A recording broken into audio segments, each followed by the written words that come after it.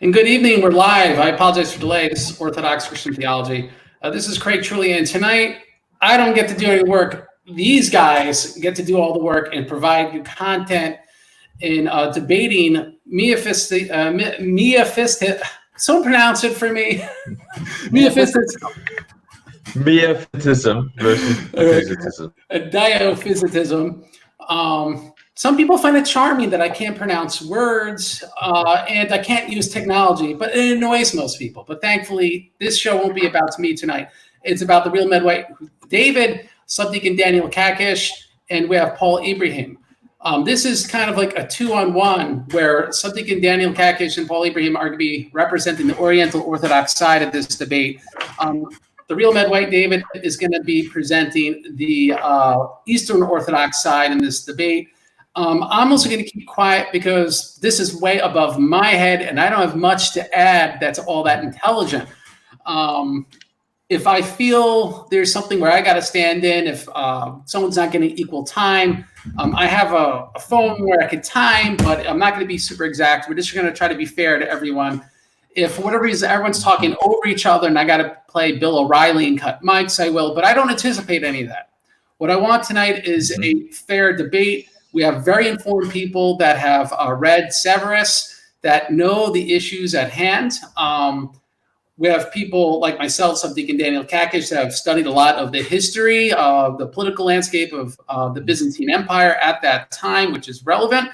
And so this is what we want to focus on tonight, but really the Christology. I think that's why everyone's here.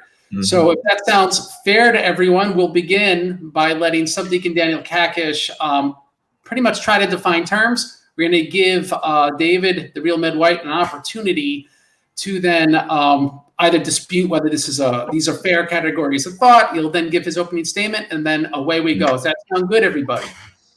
Yeah. Mm-hmm.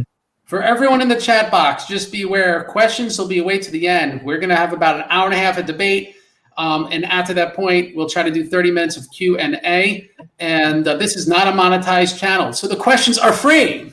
So that being said, Subdeacon Daniel Kakish, you could begin. Thank you, Craig, and thank you, David, for reaching out to me for this idea. I want to actually begin by commending you to get to this point that you've gotten to becoming a Christian. And I think the most important thing for all of us and those that are watching in the chat and those who debate this on Discord, there is the whole point of why we talk about this and why this is important to us in the first place is to grow in holiness. And in the Chalcedonian tradition, they call it theosis, right? So if we are doing all of this, but we are not growing in holiness, so this all becomes judgment upon us at the end. I think that we need to all keep that in mind, that this is the goal, is because we all believe, I think, that God became man for us when he didn't need to do that. So now we are participating in when he became incarnate, he redeemed us. So now we have the opportunity to grow in that holiness. And if we're not doing that, then it defeats the whole purpose of everything we're talking about. So, and also, for those of us who come from different religious backgrounds, it's important to not let previous religious ideas have any influence in the religion that we are in now, and the true faith Christianity.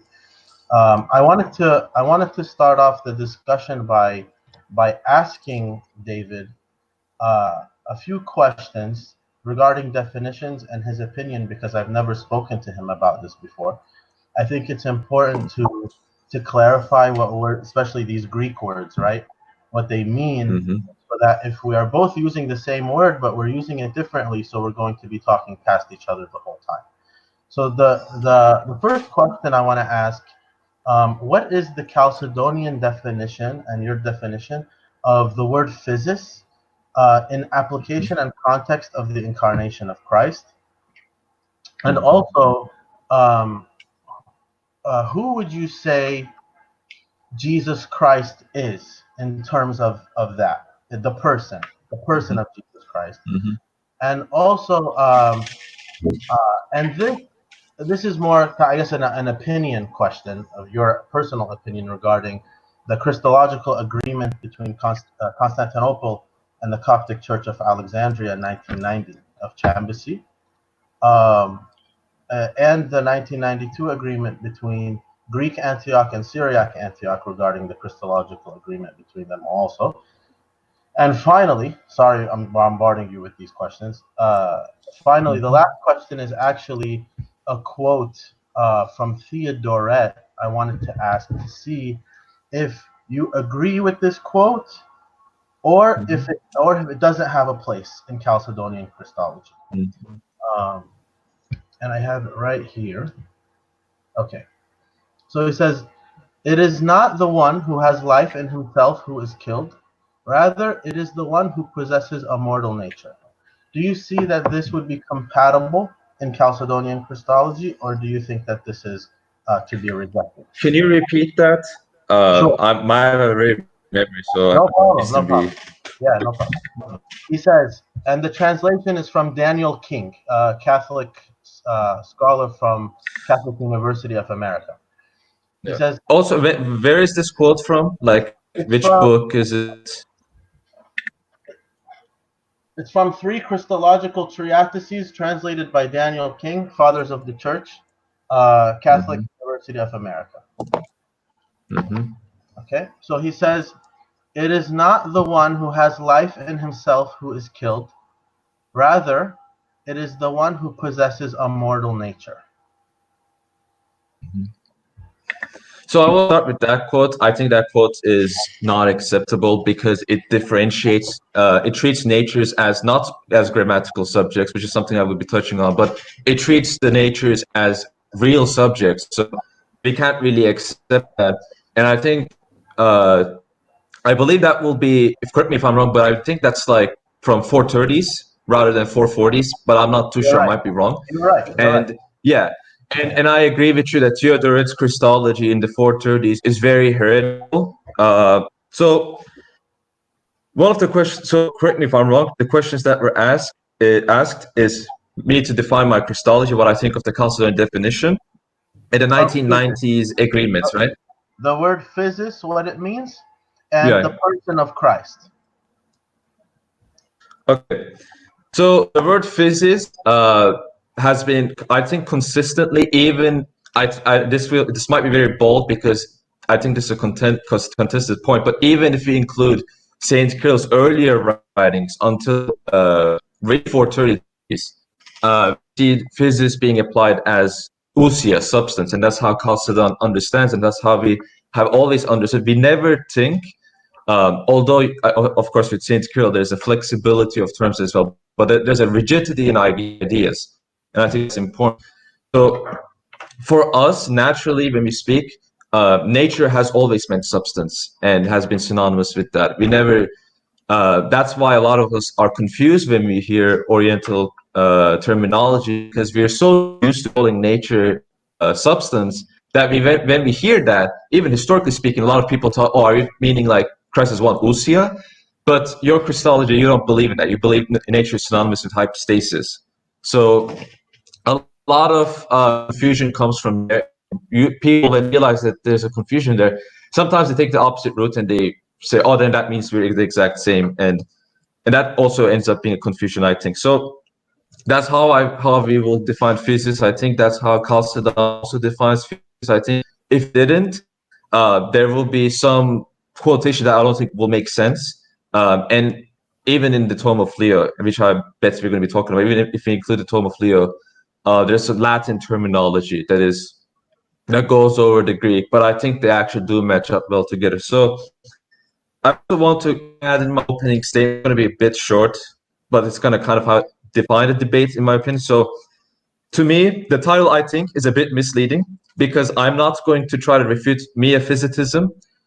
Maybe we could say strict Miaphysitism that rejects Dyophysitism, but I will say in our churches, especially if you look at the Fifth Ecumenical Council, actually Miaphysis in a certain interpretation, which I think that interpretation is acceptable in the Oriental Church, is actually acceptable and used. So if I actually attack that, I will be attacking my own dogma, and I don't want to do that.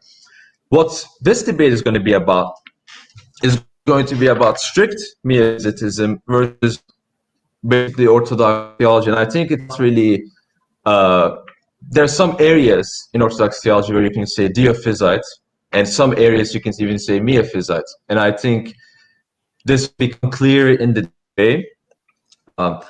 And also on the topic of physics, John the Grammarian said, like, basically makes that argument against Severus that physics means substance. So there's an argument from a Cyrillic Chalcedonian there as well. But I think what differentiates us is not these formulas. I think physics is the one that we agree actually. I think our key disagreement and where differences stem from is our understanding of the hypostatic union. I think that's the key difference that we have, because and maybe we can contend on this, or maybe we can just agree on this, but the Oriental understanding, the hypostatic union of two hypostases, right? True hypostasis. And it's, as Severus himself says, it's a union of two special hypostases. Whereas in Chalcedonian hypostatic union, there's a union of two substances that unite in the level of hypostasis, right?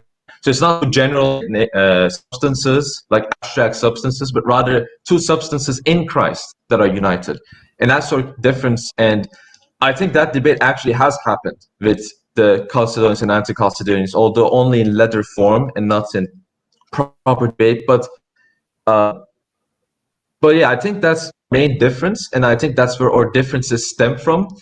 And I think that's a great starting point for us, is like how we understand the hypostatic union, and if we start asking questions from that, I think this debate will be much clearer. So I think that, oh yeah, and the 1990 agreement, I read the 1990 agreements. They're very inconclusive. So I actually have written some parts. I don't have it up right now, but it defines terms, but it doesn't talk about what those terms mean, right? So terms aren't neutral, they're theory laden, right? Both sides can use the same term at different meanings. I think physics is the greatest example of that. But it doesn't really, I think all it did is really just explain what both sides already agreed on for 6 centuries or so. And it didn't touch on the differences that I was talking about. And for example, distinction in theoria, I mean, what does that mean, right? We think of distinction kat epinoi, if that's the case. I guess my audio is a bit choppy. I guess I'll stop my camera. There's different understandings of how we use terms, so I don't think it's clear enough. And I think that's the main problem with those agreements, is that it's just agreement on paper. I don't think it's actually like I don't think there's any real substance in those agreements, which is unfortunate, but I think that's the case. That's it. All right. So do you guys have anything else in regards to the questions that you asked Deacon Daniel? Questions that I will ask? Yeah. Sure. I mean, in terminology, or I could ask you as well. How about you explain your terminology as well? Because I think it's much more than just nature, right? I mean, I will be grateful if you explained your terms for the people around. I have an idea, but you can explain it. All right. So if you don't mind, I'm just going to do two things. First, I'm going to ask some questions about what you said about substance, and then I'll explain our view of substance. So you say that St. Cyril refers to nature as ousia, as in a compendium of hypostases, or do you mean ousia as in a particular substance?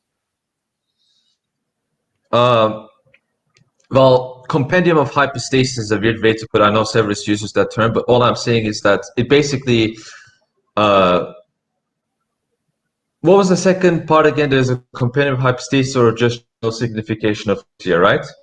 So basically for us, I'm sorry, I'm just going to go over a bit more. For us, we have nature. We can use it in the particular designation, which basically means a hypostasis. So it subsists. It's a subsisting nature. But we can also use nature in the sense of ousia. Ousia meaning a compendium of hypostases, meaning a group of hypostases. So like, for example, if I say humanity or human, I'm naming everyone that is human. I'm naming all the hypostases that are human. So could you tell No, me? I don't. Go ahead. Sorry, go on. Could you tell me if you understand the ousia in this manner, or which would be more accurate in the Chalcedonian understanding? Well, I don't think we will say it companion of hypostasis. I think even that is kind of strange. I don't think we use it in that, but I'm open to be corrected on that. But I think I'm going from the book Hans van Loon's book, but he generally uses that before 433 as common substance that is really existing, that has principal operation at work, that all persons that have that share, but not really a companion of hypostasis in that manner.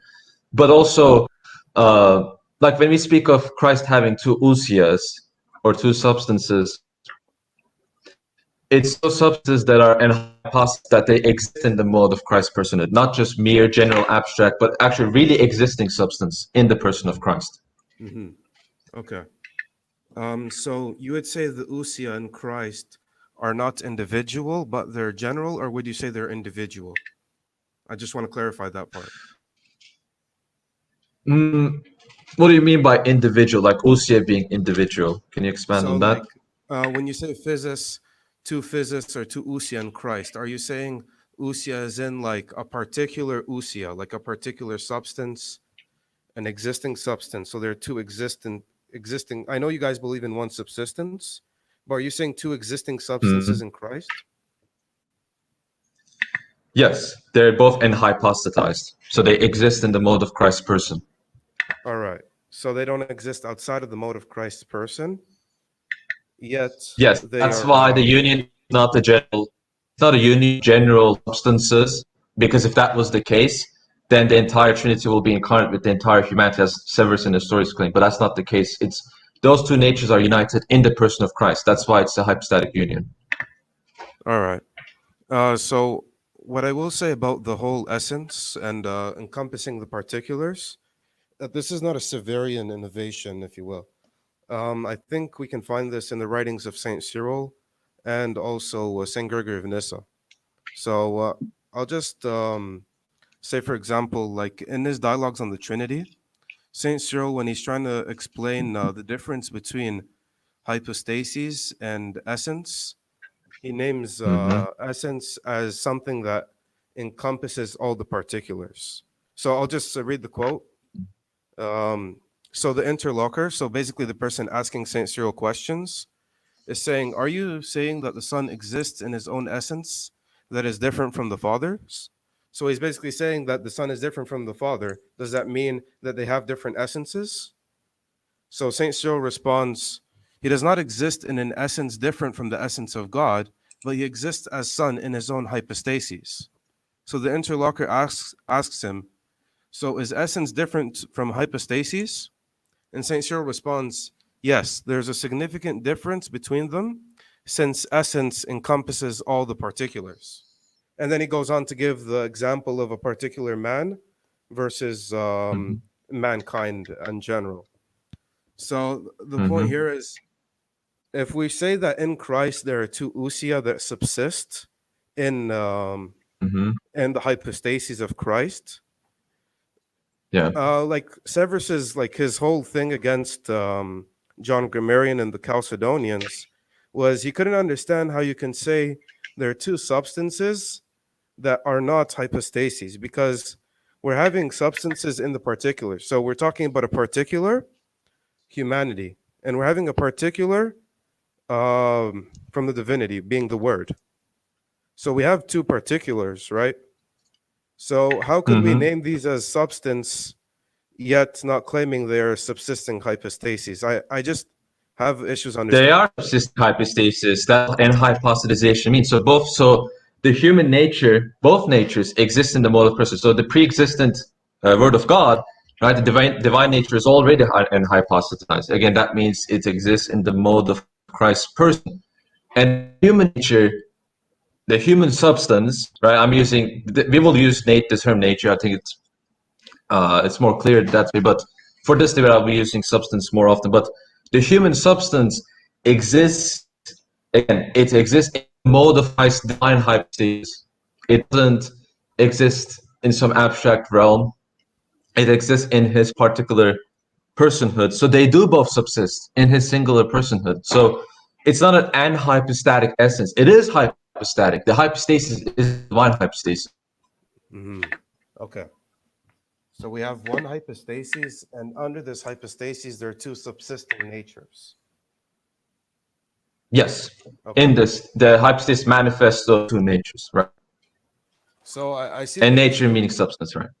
The issue I would take with that is if you have two things that are subsisting and then you name it as one hypostasis, how would we, like, this is not meant to be like an attack, but like, how would we differ from this in regards to the Theodorian, like Theodore of Mopsuestia, when he'd say there are two hypostases that come together as one hypostasis, so that there, when we look at the Because we don't believe in that. We don't believe there are two hypostases that come into a union. We don't. That's Leontius of Byzantium's Origenism. That's the Nestorianism of Theodoret. That we don't believe in that. We don't believe that there are two hypostases that come into a union. There are not two self-subsisting beings. The human nature doesn't produce its own human hypostasis. We reject that. That's the whole basis of John the Grammarian's argument, Leontius of Jerusalem's argument, Saint Justin's argument. There's an enhypostatization, and even Saint Cyril uses this term. Very early on, he used the term enhypostasis and unhypostasis. He uses these terms. He uses this term in his first letter, letter 1, not his first letter, but letter 1 to the monks. He calls the word enhypostatic.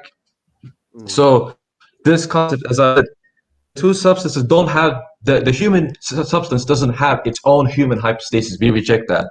The human substance exists in the divine hypostasis. There's no additional hypostasis there. There's no additional human hypostasis. There doesn't need to be. All right. So can I ask questions? I think this is kind of going one-sided, but I also want to ask. So again, is it fine if you define your terminology, or like, for example, self-subsistent hypostasis? Now, like, what are those states?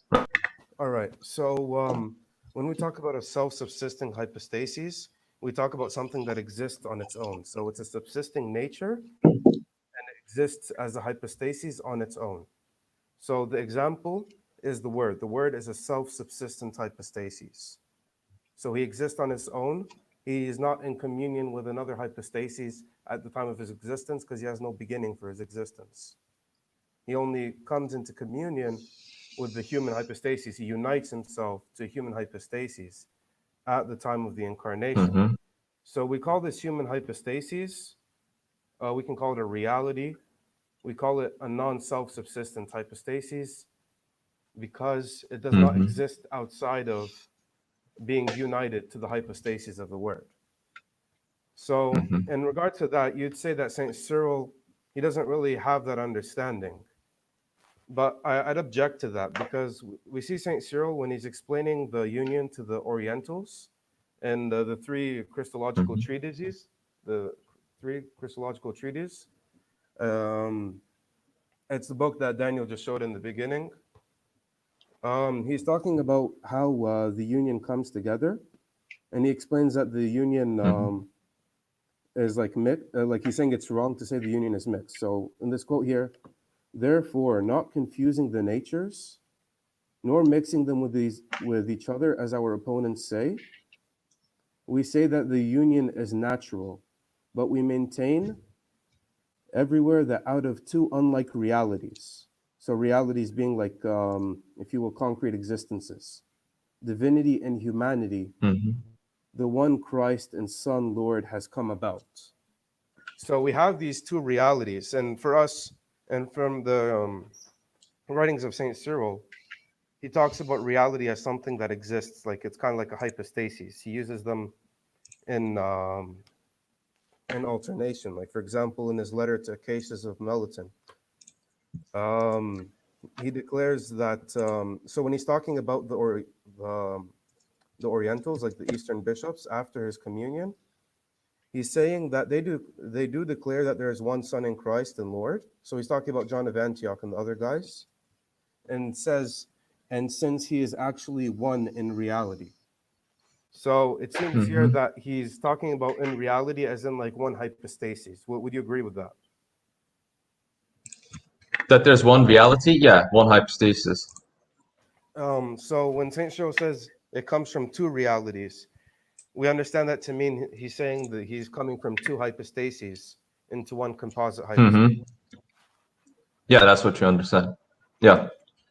So from what I read from Saint Cyril, would you... All right, I want to give some time. I want to give some time for David to start asking some questions. How about you ask one more last follow-up question, Paul? And I want to kind of change the inertia of this debate to start giving the East Orthodox side some time to bounce. All right. Sorry if I took a bit too long. So my whole point is that Saint Cyril, if we look in his writings, he does believe that the body and soul, when he compares them to the humanity and divinity, are like realities that come together as one nature, or what we would say like one composite hypostasis. And that's basically my statement for that. Okay. I want to ask, so small note on the term. So I think realities are general terms. I don't think if in one instance hypostasis means reality, then that means in other instances it always means. I don't believe in that. I think it can have different meanings, but I think that's a different debate, and I don't even think it will be a debate for this one because it depends on, again, the worldviews of two sides. But I asked some questions, and I think these are very important questions. You said that there's a union of two hypostases, and there's one composite hypostasis in the union, correct? Correct. Okay. This is not a mixture. We both agree on that. Yeah. Are the natures still distinct? Oh, I changed my profile picture, so there's at least some face there. But are these distinct? So are the natures still distinct after the union? Well, we say that the properties are distinct. So we don't. But natures distinct. So there's still properties. There's the human properties. So like there's two sets of properties. There's the human set of properties, and then there's the divine set of properties. But they exist as one nature. So now you have one nature with two sets of properties.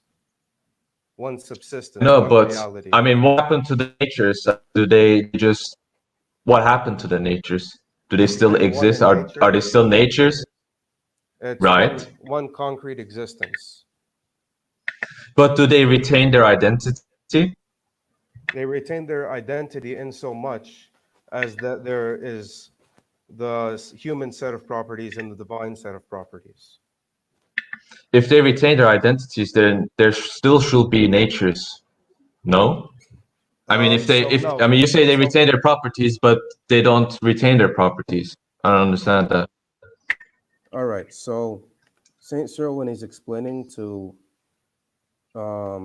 Theodoret, he's explaining about like how the union came to be. He says, since he points out, so he's talking about Theodoret, since he points out that God's form took upon himself the form of a servant, let him go on and explain whether it was just these forms that came together by themselves, quite apart from their concrete existences. All right? Well, I reckon that even he would shrink from saying that, for it was not mere resemblances in forms, things with no concrete existence, that can join together to bring about the saving union. Rather, it was convergence of the very things themselves. So there's two concrete existences that converge together, and then he says, then we can really have a faith that the genuine incarnation took place. And that's his defense against the first anathema. I don't see how that's relevant. I'm very sorry, but I don't see how that's relevant because elsewhere in the Scholia, he also speaks of the natures being distinct after the union. And he says the natures are still distinct after the union, numerous instances. Yeah. So I don't see how that really answers. He says the hypostases remain after the union in the Scholia. He says the hypostases, that is to say natures, are distinct, remain distinct after the union. They remain after the union. And that's, I believe it's in... Okay, so the hypostases are still distinct after the union, right? Yeah, so... That answers my question. Okay, wait, follow up on that. Okay. So when he talks about hypostases, he doesn't believe there are two hypostases after the union, because we know that he rejects that. He rejects two concrete existences. So when he says they remain distinct, he means they remain distinct in so much as that there is properties of humanity and properties of divinity. And that's his whole thing about contemplation. We can contemplate two natures only in theory, but in reality, there's only one nature. Mm-hmm. So I understand that, but it's a synthesis, right? it's a synthesis. And in a synthesis, yeah, they retain their identity in a synthesis. They don't, like before the union. Has one existence. So there's one existence in the synthesis. Exactly. Yes, but that doesn't mean that they cease being hypostases after the union. They don't suddenly transform into something else. No, they are one. Hey, but let's let David ask the questions for a little bit, just so that we could have some consistency. And then because I think we're getting a little sidetracked. Okay. I think this is going north, so I'll ask it in a different way. This one composite hypostasis, right? Is this created or uncreated? And I'm asking the hypostasis itself, not the properties. The hypostasis itself, is it created or is it uncreated? It's both created and uncreated. It's uncreated. Okay, if it's both, as it has, I'm just going to respond quickly. It's uncreated in so much as it has divine properties, and it's created in so much as it has human properties. So two sets of properties. Yeah, but you're again answering from the standpoint of properties. I'm asking the hypostasis itself. The hypostasis manifests the properties, but the properties are not the hypostasis. I'm asking the hypostasis. The properties exist. I'm asking very specifically here. The hypostasis manifests those properties, right? But I'm asking the hypostasis itself, the composite hypostasis itself, is it created or uncreated? Are you saying hypostasis and properties are the same thing? Has properties of createdness and uncreatedness, because uncreated is a property, right? So when we're talking but I'm asking the hypostasis itself, not what the hypostasis has. These are two different things. So what we believe here is that the hypostasis, it's basically a subsisting nature, and that's how St. Basil explains it. He says there's a subsisting nature, and that's what differentiates between the common and the particular. So we have a subsisting nature in the hypostasis. And is it itself created or uncreated? I mean, just answer, like, you're not answering the question. I'm sorry, I don't want to be mean, but I'm asking the hypostasis itself, answering the properties. You're answering it in question. I'm not saying, does the hypostasis manifest created or uncreated properties? I know they do. I'm asking the hypostasis itself. That's post-union hypostasis. You're not answering this question. I think the reason why, if you'll let me add this in, I think the reason why is because we have a different understanding of hypostases. For us, we think hypostases is a particular substance, a substance that exists. So that's what it is for us. It's you're saying that there's something external to that. So let's define terms quick. Let's define terms very quickly then. Could we define hypostasis? 40 words or less will give you opportunity, Paul, and then you, David, and then Subdeacon, if you want to, you could add something. Then I want to do the same with nature. If you could define nature, and then you could define ousia, so that way people know what you're debating about. I think. So let's start. Before we do that, can I hear the thing again? He said that hypostasis is an existing substance. Is that correct? It's a subsisting substance, correct. Okay, so is hypostasis distinct from substance then? The reason why it's distinct from substance is because it's individualized. That's not a proper distinction. Just because it's in a different mode doesn't mean they're distinct things. Well, that's how the Saint Cyril explains it when he's saying that there's hypostases under the essence. If you don't mind, I'll just pull a quote from him on that. If you give me a sec. No, I don't think we need a quote. I think that goes long enough. I mean, let's just define the terms, because Big asks if you read it's just going to be like just quote reading. I don't think this debate should be just quote reading. Let's define the terms. I learned this in criminal justice, that when you really want someone to get to the point and say, Tell me what happened in 40 words or less. So let's tell us hypostasis in 40 words or less. All right. I'll go first if that's okay. Okay, So let's go. hypostasis is basically something that exists. It's a substance that exists. And the substance that exists, it's a concrete reality. It's a concrete existence. It's something real. It's something tangible. It's a reality. Okay. So David, how would you define hypostasis? More along those lines, I will define it as self-subsisting person. Pretty much it. I don't think it's too subsisting person. Basically, I think that's the short way to put it. So Okay, now before this follow-ups, let's define ousia, or essence. Paul, can you define what you mean by essence? So when I say essence, I'm talking about a compendium of hypostases. So it's basically like all of humanity.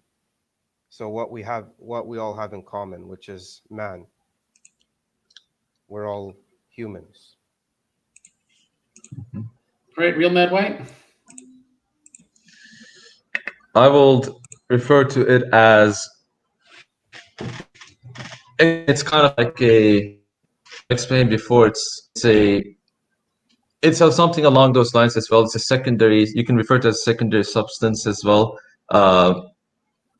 It explains, it defines what something is, answers the question what, in terms of what this thing is or what that thing is. So it's not merely a collection of hypostases, because I think that will be some kind of nominalism, but it's not merely that. It's something that is indeed real. It's something that defines what something is, and it answers the question of what that thing is. And lastly, between essence and nature, what is the difference, Paul? So when we're speaking about nature in the particular, we're talking about something that exists. So a subsisting nature, it's a reality. It's a concrete hypostasis. So, and then when we talk about nature in general, we say that it's a compendium of hypostases. All right, David? Synonymous. Synonyms. Essence and nature, so that is. Totally synonymous. All right, so now that we got those terms out, I think that if you could ask a few more questions, and then I think we'll be back in the right direction. I think, yeah. I mean, honestly, I'm still going to ask the question, and the reason why is that I don't think they have been really answered, so I want to be even more specific, because what I'm asking here is the hypostasis itself, nothing else, not what it has, not the properties it has, but the hypostasis itself. So by identity. So when you say that the hypostasis is created or uncreated, you're referring to the properties. That's doing that by predication. You're predicating the hypostasis by its properties. I'm not asking that.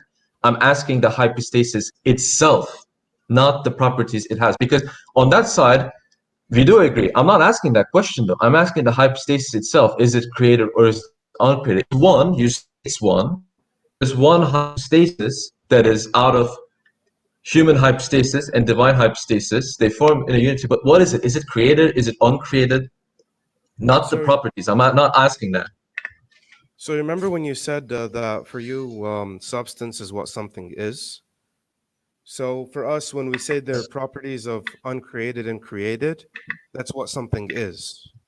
So when we say the hypostasis is uncreated, that's by predication. What do you mean by that? So some things are predicated, some things are based on identity. So for example, when I say that Christ is a created and uncreated person, I'm not referring to or something like, let's say, me as a person, right? If I say I am brown, right? I'm not identical to brown. Brown is predicated to me. That's what it is. I mean, I'm not. And what I'm asking is basically what the identity hypostasis, what it is it created or uncreated? You're answering what it predicates. That's a non-answer. I'm sorry, but that's a non-answer. That doesn't answer the question. You're kind of running around the question. I think, all right, let me Yeah, say Mr. Kakish, go ahead. and I could be wrong. Paul, tell me if this is not what you mean. I think what he's trying to say, David, is that in our Christology, the hypostasis is the properties. Like that, there's no hypostasis without the properties. The properties is what makes the hypostasis. So is it identical to properties, the Correct. hypostasis? Yes. So hypostatic properties in the Trinity are also the hypostasis themselves, Yeah, you could say that. which is what Damien said. I'm sorry, but that's not what the Cappadocian Fathers say. They distinguish the hypostatic properties with the hypostasis. So I don't see how that can be the case.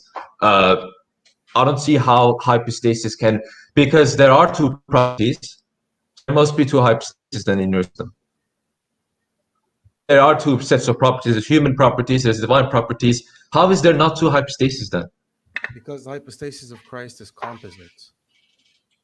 Okay, but the properties are distinct from one another. There's a human property, right? Divine properties are distinct from one another, yes?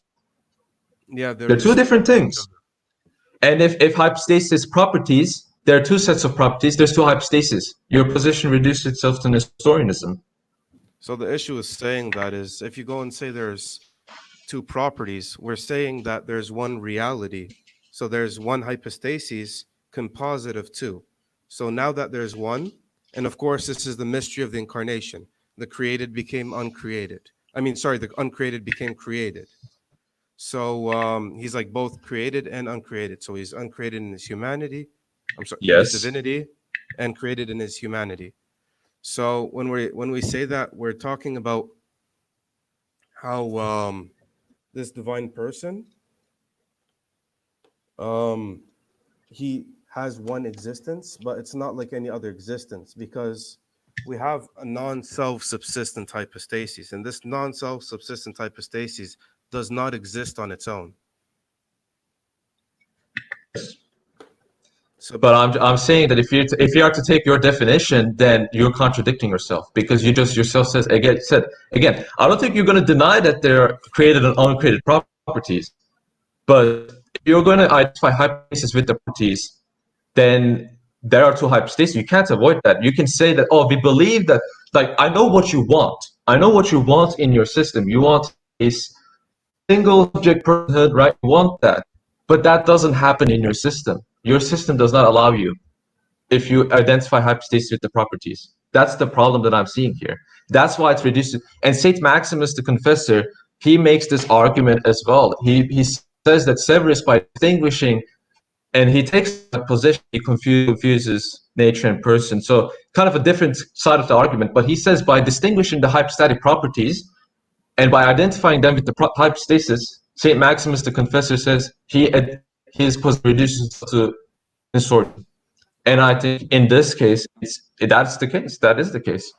so the reason why we say that's not the case is because we have a non-self-subsistent hypostasis. So in general, when we say a hypostasis is its properties, we're talking about something that subsists on its own. But in the case of Christ, we don't have something that subsists on its own. We have a convergence of two concrete existences coming together so that one is only constituted in the other.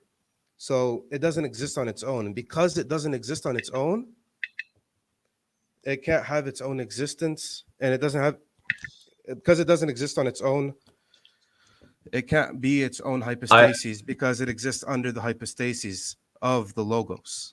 Yes, but at the same time, there are two sets of properties. Property equals hypostasis. So there are two. So you want that, but by equating hypostasis with property, you can't have that.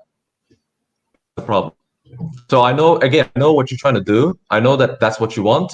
I know that the non-self-subsistent hypostasis, in that sense, yes, it should mean one person. But by equating property with hypostasis, that is not the case. That can't happen. That's the problem. It's contradictory. So And I'd say a I'm way just out going to of this repeat it again contradiction. because I think I responded to it a few times already.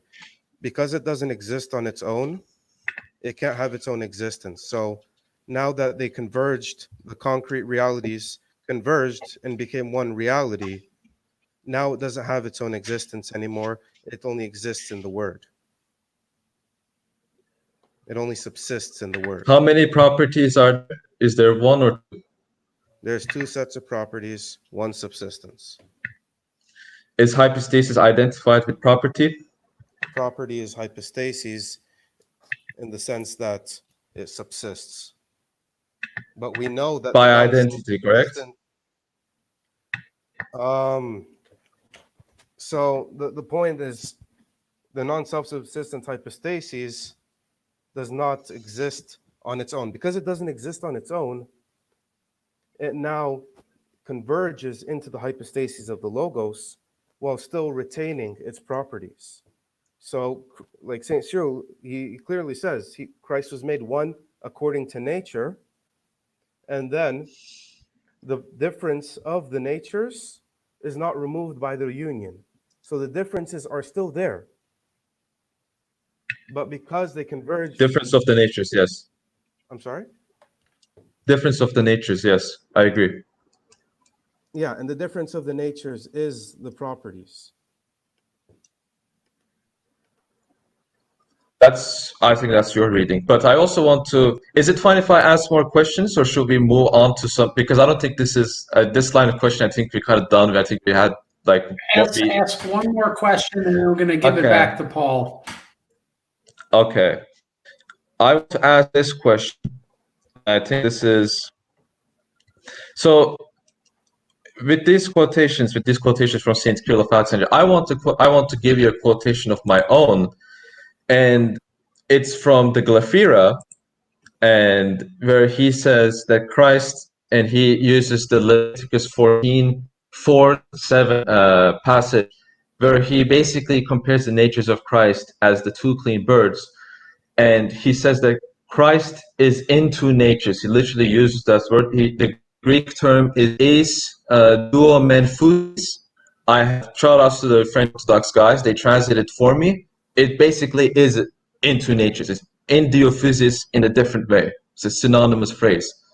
And I'm also going to say this is in Patrologia, volume 69, 576b. It's in the Greek, and the Greek is the Latin is translated from the Greek. So the original document is in the Greek, and this is what the Greek says. So what would you say to that? Because there is indeed a passage St. Cyril does into natures. How would you reconcile that with your reading of St. Cyril of Alexandria, knowing that he does indeed say into natures?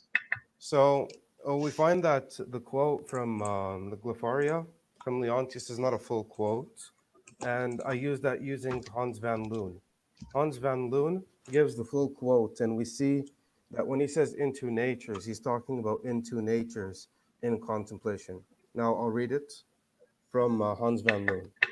All shall see again, however, the sacrament of our Savior and the purification... What page is this? What page is this? Hold on, let me check that. Give me a sec. I don't have the document open since I have the quote only recorded from the book. So what exactly is this quote? It's like is it, if it's something else, then I can just want to make sure it's book is looking up that quote and not something else. It's the same quote. It's the one that Leontius quotes, but I'm opening the book right now. I'm just gonna pull it up for you.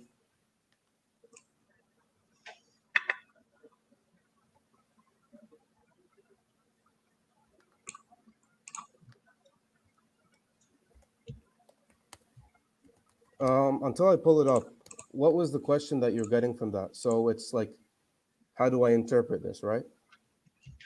How do you interpret that statement in light of the whole controversy and in light of how you read St. Cyril of Alexandria? All right.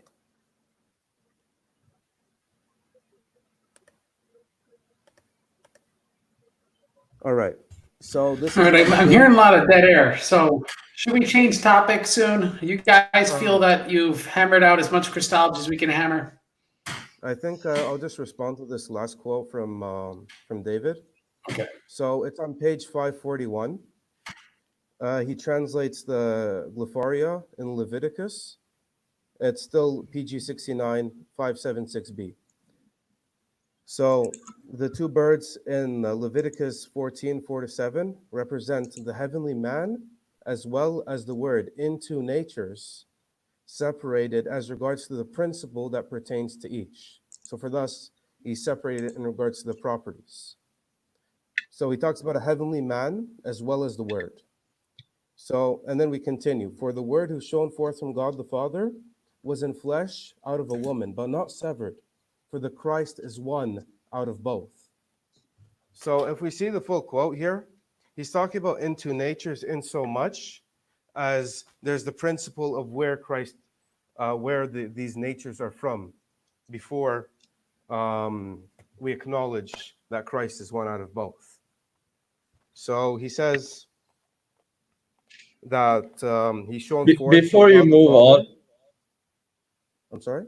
before you move on that, so is what you're basically saying? It says into natures in contemplation. Isn't that basically what your argument is? He's saying into natures in contemplation. That's exactly what the Chalcedonian definition says. I know you're going to, just give me a sec. The heavenly man as well as the word. So we have the heavenly man, this is a particular. And we have the word, another particular. So he's obviously talking about two hypostases. So we know St. Cyril doesn't actually believe. No, he's talking about Christ as in two different ways. He's not talking about two different subjects. That will be an Nestorian interpretation, not an Oriental interpretation. Well, if you read this, it says a heavenly man as well as the word in two natures. I'm not pulling this from myself. You can read it yourself. It says heavenly man as well as the word. So he's talking only in theory. He's not talking about actually two persons. He's talking about two natures united only in theory. And that's hypostasis for St. Cyril. And that's exactly what the Chalcedonian definition says. All right. So now, I mean, into natures in theoria.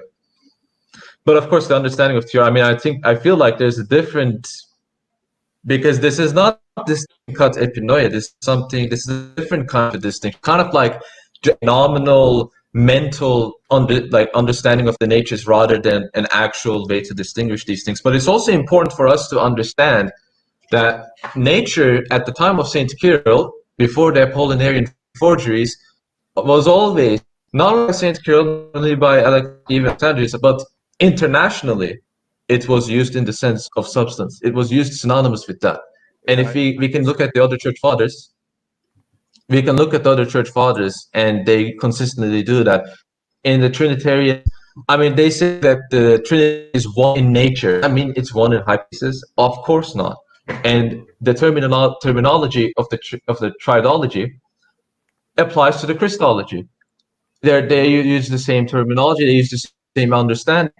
I don't know. So why will the fathers use a different set of terminology for the Trinity and a different set of terminology for the Christology if these two topics are connected with each other in the first place? So you're asking why. So I have that they do that, but you're asking why. So the reason why they do that is because when they're talking about a nature in the context of Christology, they're talking about something that's real, something that's in front of them. They're talking about the Lord. They're talking about the Word. He's a particularity. He's not a genera.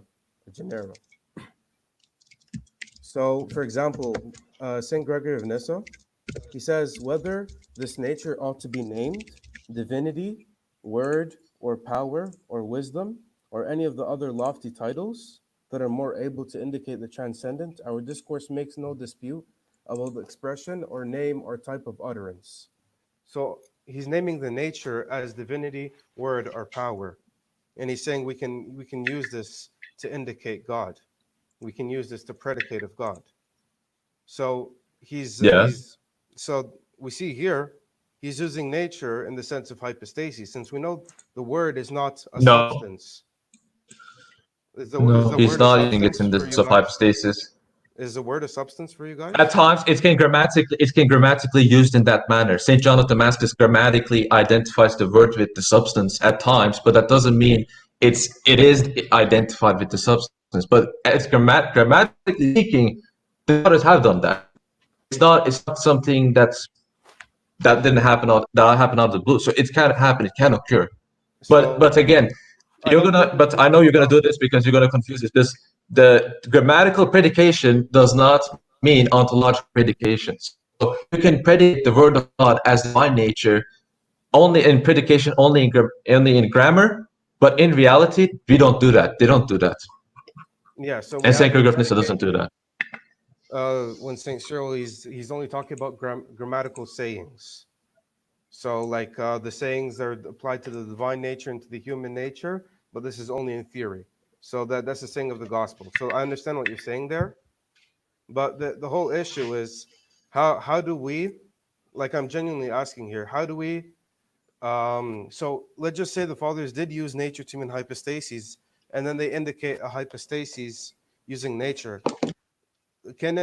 So how do we differentiate between that grammatically and between them using nature in the particular? So like, well, so I will contest that nature was used in the sense of hypostasis, but how do we identify when it is grammatical, when it is not? I mean, I don't think there needs to be like a set rules where you can like, oh, these principles apply to this text, so that means it's grammatical. Like I don't think we should have a higher critical view of looking at text. It's something that you can see. Like for example, Saint Leo, when he speaks of two forms operating, he's doing what Saint Gregory of Nyssa is doing, when I believe it's in Book 5 as Eunomius. Saint Gregory of Nyssa says it's not the human nature that raised up Lazarus, right? So he's grammatically so his those natures used as grammatical both in Gregory of Nyssa and in Saint Leo, but that doesn't mean that they're actual subjects, and you're confusing grammatical subjects with hypostasis. I'm sorry, but that's not what the fathers do. They don't confuse that. all right, so I will respond in regards to the quote from Saint Gregory of Nyssa. Before he starts talking about the properties, I think something's important to point out, which is right before he starts talking about like the impassible nature does this and this, they don't do this. He basically says, when it is mingled with the divine, however, it no longer remains within its own limits and qualities, but is taken up towards what masters and transcends it, while the meaning of the characteristics of the flesh and the Godhead remain unconfused as long as each of these is considered by itself. So when I see this, of course, he doesn't mean mingling as the same way as a heretic would. Well, we understand that he's talking about mingling in the sense of exchanging properties. I think you would agree with that. So he's basically saying that before we talk about the different actions, we have to realize that it's already been mingled with divine and no longer remains within its own limits and qualities. So we only distinguish the meaning of the characteristics of the flesh and of the Godhead. I don't see how that's different from what we do. Like I think you're just kind of giving a non-answer. Like I'm really sorry. I don't want to sound like I'm mad or I'm angry at you, but consistent throughout this debate, I've asked questions, you asked questions, but when I ask my questions, you kind of just giving me non-answers. You kind of giving me things that us ourselves say. But the things that you supposedly contest, the reason why I'm using these quotations is because you're contesting the intonation. You're contesting the understanding of Saint Leo when he speaks of two forms operating. And when I speak of Saint Gregory of Nyssa, you say, well, there's an exchange of properties. But Saint Leo does the same thing. He says that the forms operate in communion. But your explanation, we apply to Saint Leo, I think Severus of Antioch himself will reject that. He will say, no, that's not what Saint Leo is doing. So I don't think you're in the same wavelength with Severus of Antioch. I think you're kind of just saying what we are saying, what we already presuppose in Saint Leo, and you're just not really just kind of answering the problems that occur in between these two churches. And I don't think that's kind of like how this debate should be. Yeah. Well, let me step in then. We tried defining terms, and I think, remember, we're dealing with centuries of differences on these issues and centuries of different intellectual paradigms, and we're not going to bridge that and fix that tonight, that's for sure. But we tried defining Yeah. terms to point this debate. Now we're going to try using maybe a concrete example and see if we can make some headway, which is this. I'm going to pose this question to Paul, and I think we're going to get the ball rolling with this, which would be this. What is wrong with the Toma Leo? Because that's essentially the Christology of the Council of Chalcedon. So tell us specifically what you find wrong. We'll give you 5 minutes. If you don't need, you can say, I don't need 5 minutes, but I'm sure you'll end up using it anyway. And I think that will help us because we're going to have an exact document where you can tell us, this is what I take issue with. And then we'll let David respond. How's that sound? All right. So my main issues with the Council of Chalcedon, I'll focus mainly on the Tome of Leo and the Chalcedonian definition. So first, in regards to the definition on how they acknowledge the union, they say that there's one Christ acknowledged in two natures, inseparably, indivisibly, and the four adverbs, basically from St. Cyril. So my whole issue is that it's giving this qualification of two natures after the union without explaining that this is two things. This is only in theory. And second, we also accept one nature. So it doesn't focus on the subject of one existence and one reality. It rather focuses on the two natures, which is contrary. So when you see the term concurring in one prosopon and one hypostasis, I mean, is that not focused? Is that just not there? Does it not exist? Because that term is there, concurring in one prosopon, and Christ concurs those two natures in one prosopon and one hypostasis. By the way, that's a Cyrillian way of explaining that. Yeah, and I'm not saying that's wrong. I'm just saying that isn't sufficient. And the reason being is that we find that... What is sufficient? Can you explain to me what is sufficient? I think he was talking, David. Relax. He's talking. He's going to get to it. So it's sufficient in so much as... So the reason why it has to be sufficient, like the reason why it's not sufficient enough is because we see Nestorius and Theodore of Mopsuestia using the same terms. So what we consider sufficient is a natural union. We consider one reality. We consider one existence and not two existences after the incarnation.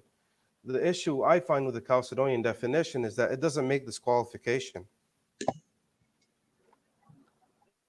How does it not make this qualification? Because the two natures that are distinguished kata epinoia, the term there used is minorizumenon. You've probably heard from this 5 times if you watch my videos. That is there. That is a Cyrillian way of explaining the distinctions between the natures. This distinction, they make a concrete distinction between the natures. We don't make a concrete distinction. To make a concrete distinction will imply two subjects, but this distinction is in contemplation, but it's still nevertheless a real distinction of natures that persists after the union. However, the method of this distinction is different. There's still a real distinction of these two natures.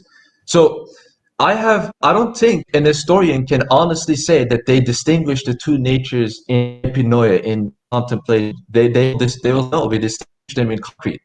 That's a very vital and by the way, I also want to note this. Council of Chalcedon accepts the first Council of Ephesus. The first Council of Ephesus defeats Nestorianism. So I don't think, and it also accepts the 12 chapters. And Chalcedonians accept the 12 chapters. Many Chalcedonians accepted the Henotricon, which accepts the 12 chapters. So I don't see how Chalcedon can be even into the Nestorian light. I don't think it makes sense. All right, so I'm just going to make a response to the points you made here.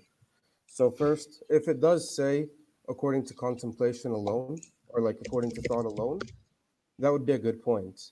But what we know from the word norizumenon is that it means make known, or to gain knowledge, or to point out. And this, I've checked multiple, the Perseus morphology, like the ancient Greek like dictionaries, and that's all it says. It doesn't say according to contemplation.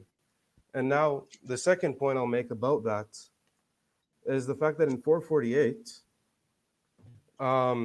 if it's okay for us to do it in the context of 448, since 448 is basically the basis of Chalcedon, right? We're reaffirming 448 against Eutyches. So basically, when they're reading the letters and what they accept from the Council of Ephesus, they read two letters. They read the second letter to Nestorius, and they read the formula of reunion. And then by affirming dual consubstantiality and affirming that the difference of nature is not removed by the union, we still have an acknowledgement. They say Christ should be acknowledged in two natures. And Basil of Seleucia also said after the letters were read that Christ was to be defined in two natures. So it's important to understand how they understood in two natures, acknowledged in two natures. So if we find in the, if you don't mind, I'm just going to go add something before this is very quick, but Basil of Seleucia was one of those people who wrote the definition. I want to note that. You didn't add that. Okay. He wrote the definition in Chalcedon. Okay. I'm sorry, I didn't point that out. Anyways, so we have we have to understand the context in which they understood acknowledged in two natures. So Eutyches is called to trial, and these letters are read against him. And Eusebius, he was trying to get Eutyches condemned in any way. So Eusebius was attacking Eutyches even from before he showed up. He says, let's depose him. So we're basically seeing how Eutyches is being pressured to affirm two natures after the union. Can I respond to that, or are you going to talk about other stuff as well? Because you're missing a very key point in there, and I think it needs to be addressed. I think it says there are two natures before the union. If you read the letters between Severus and Sergius, Severus says that's heretical. Yeah. There's no two natures before the union. Right. That's heretical. issue. Severus himself says that. Oh, it's always one second. It's always easy to poke the holes in the other person's argument.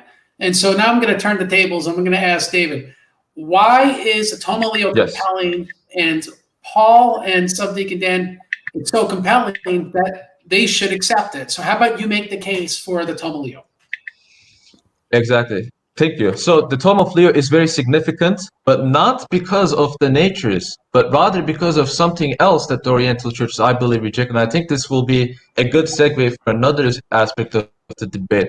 The Tome of Leo is very important because it first of all, it's about the two natures persisting at the two substances after the union, but also what the faculties of the natures.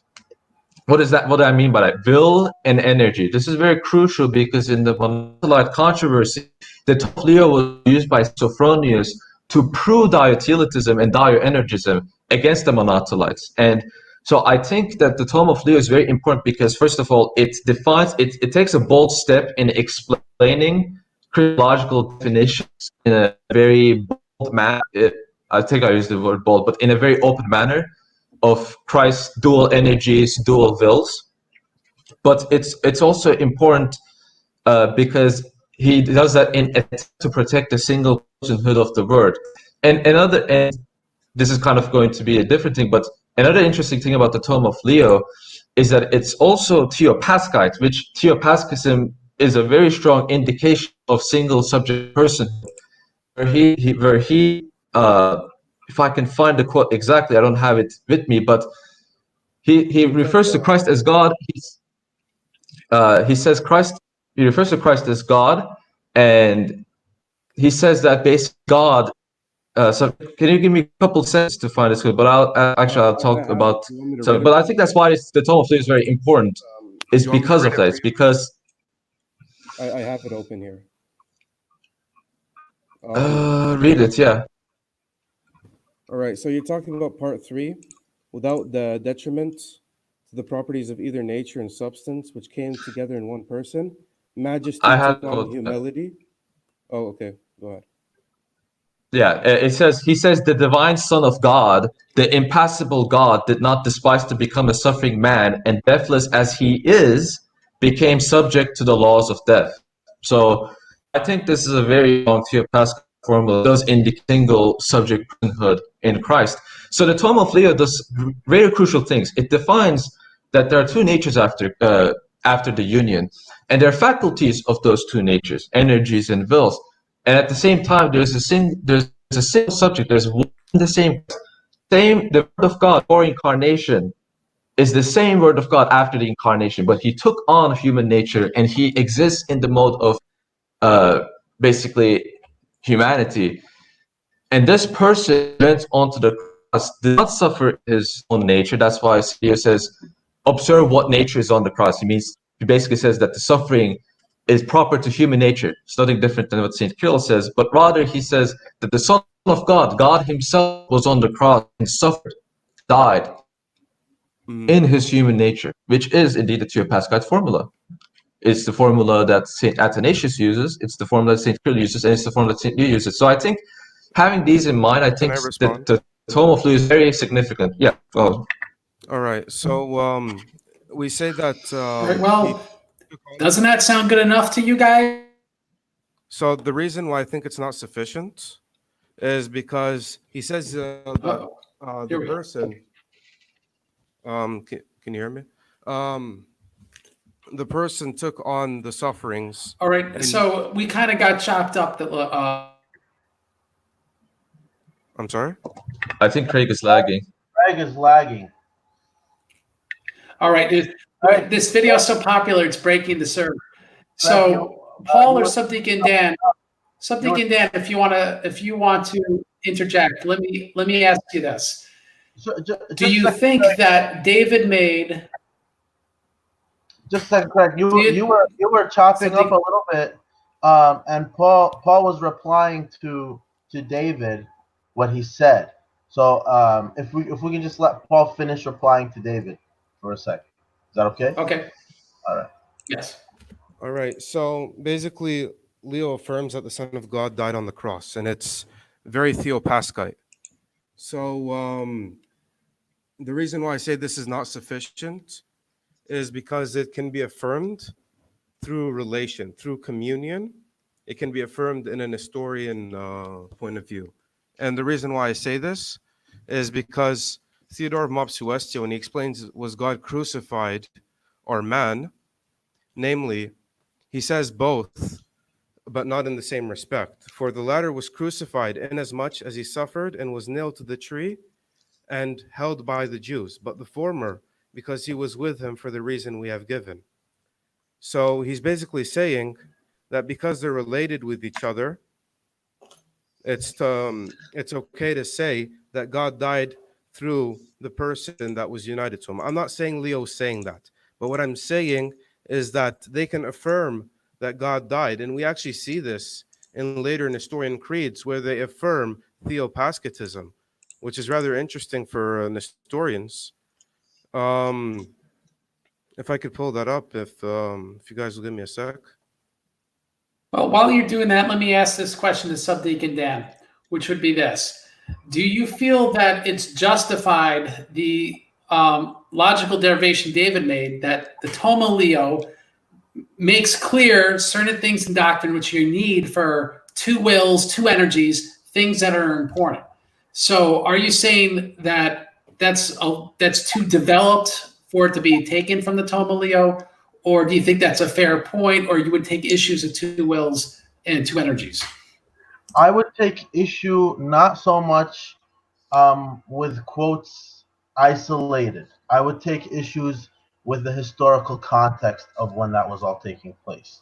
So that the Tome of Leo and the Council of Chalcedon and its exonerations of certain individuals, and for the period of time that was authoritative until the next ecumenical council, the interpretation of that tome and of the Christology that Chalcedon presented was very, even though it anathematized Nestorians took cover under that and allowed for it.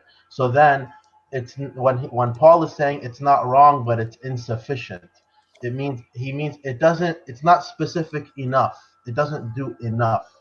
So, and I think maybe where I disagree, or I shouldn't say that. Maybe where I'm more accepting of our mutual synods as opposed to maybe David and Paul, where I am open to the decision of our synods in 1990, 1992, that maybe they got to a point in the conversation more than what we're doing right now as lay people on a Saturday at May 16th with us, like we're kids compared to them. They're synods of our churches, right? So I think they know more than what we know, and they've seen more than what we've seen. So they could know more than that. But as of right now, the anathemas are still in place, even though there is a common Christological agreement. I don't know what that means. It sounds like a contradiction, but I don't know. Now, David, can I respond? Yeah, Subdeacon Dan, just to summarize the audience, essentially made 2 points. One, that the recent documents in the 90s are a step in the right direction, that he finds them fairly accurate. And two, that the fault of the Toma Leo is that it's just not complete enough. Do you find that to be a fair critique? I don't think that's a fair critique at all, because if you look at the council and what happens, Subdeacon Mr. Kakish made a very good point about the context. And I think that's actually what bolsters my argument, because in the Council of Chalcedon, they had a special commission under Patriarch Apollonius of Constantinople, who, by the way, ordained Dioscorus. He spent 5 days in the special commission comparing Cyrillian writings with the Tome of Leo. Another important context in the Council of Chalcedon is that when Leo is said to be speaking, Peter's through Leo, right? That's what the famous thing says. They also forget that it says that Leo said the same thing as Kirill. So this indicates that these two things indicate that the standard of Orthodoxy, the way we interpret the Council of Chalcedon, is not through Leo, it's actually through Saint Kirill, and it's actually true what Saint Kirill taught and teachings in the Council of Ephesus, in its Christological teachings. And that's what Chalcedon itself, I think, very openly says through its actions, through its statements, that this is how it will be interpreted. So we don't interpret the Chalcedonian definition, Leonine understanding. We don't interpret the Tome of Leo in its own way. We interpret the Tome of Leo in a Cyrillian understanding, even at Chalcedon. And all the Fifth Council did was basically make that more crystal clear in a dogmatic fashion. And that's why you had multiple interpretations. I don't deny that. But what's really special about the Fifth Council is that those interpretations are all condemned and anathematized. There's only one interpretation, and that's the Cyrillic Chalcedonian interpretation that's been dogmatized of the Council of Chalcedon. So David, then, if and this is these are historical facts. Like when you have at Chalcedon itself things like the letter of Ibas being accepted at Chalcedon, and you have people, and I don't think that this was like an official thing, but it was still happening. People were publicly venerating Nestorius in certain places. Nestorius himself accepted Chalcedon and the Tome before he died. So when you have these situations, and then you have Cyril's own party being Dioscorus and others now are out, so then how, if you live in that context and you're kind of outside of it, let's say you were another religion, you were just being objective looking from the outside, you would say, okay, the guys who won in 431, they lost in 451. It's easy to see that. The opposite people winning. So I want to respond to these claims. So, for example, I don't think Kirill's party is really only just the Egyptians. The Egyptians actually were very reluctant to affirm all concepts. That's what Price says. I also want to say that many of the other people of other regions, all of the people that wrote the Chalcedonian definition, some of them were even part of the same party. Of course, like St. Juvenal was part of the writing the definition. None of the people that wrote the definition were allies of Theodoret or Theodore or Nestorius. That's one thing that I want to add. Also, I think it's kind of strange. I think it's strange, but I understand your point. I think you should also consider there's a family member of Saint Cyril that says Dioscorus hunted me, basically. So I think there's more friction than it seems in this in this party of Egyptians. I think it's important to point out, Nestor accepting the tome, I don't think really actually, I think that's kind of like a genetic fallacy that just because Nestorius accepts it, therefore that Chalcedon is Nestorian. I mean, I know you're not making that argument, but some people do. I would like to respond to that.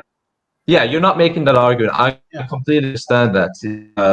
I know you're making a fine point, actually, but in the historical context, Arius also accepted the Nicene Council, and he actually got accepted by the Nicenes. So should we consider Nicaea as a victory for Arians? I wasn't trying to say. I wasn't trying to say because Nestorius or it's Nestorian. That's not what I meant. I agree. What? Okay, so what I'm saying is. But I'm just making it clear for the audience, Mr. Kakish. That's why I'm sorry if I was like if I seemed like I was attacking. I was just making it clear for the audience. Thank you for that. Clergy gets their titles. I want to respond about. I also wanted to respond Ebas. I didn't get to respond it, but I also want to say I think it's letter 44. Saint Kirill says I think it's letter 44, but Saint Kirill says not everything a heretic says is heretical. I think that's also important to mention. Saint Kirill himself says, I mean, even if Nestorius wholeheartedly agreed, which I doubt that, I think didn't agree with it. I think he's just doing that to get back into the church. But in terms of Ebas, well, there are contesting. This is a contested thing. Some people claim that the accepted letter was not the letter to Mari. Some people claim that it's not Ebas who wrote the letter to Mari. Now, I'm kind of on the fence on this issue. Saint Justinian and Pope Vigilius makes the argument. It's also important to point out that the defenders of the three chapters searched the archives of Constantinople. This is Richard Price in Chalcedon in context. So this is after he wrote he translated the Acts.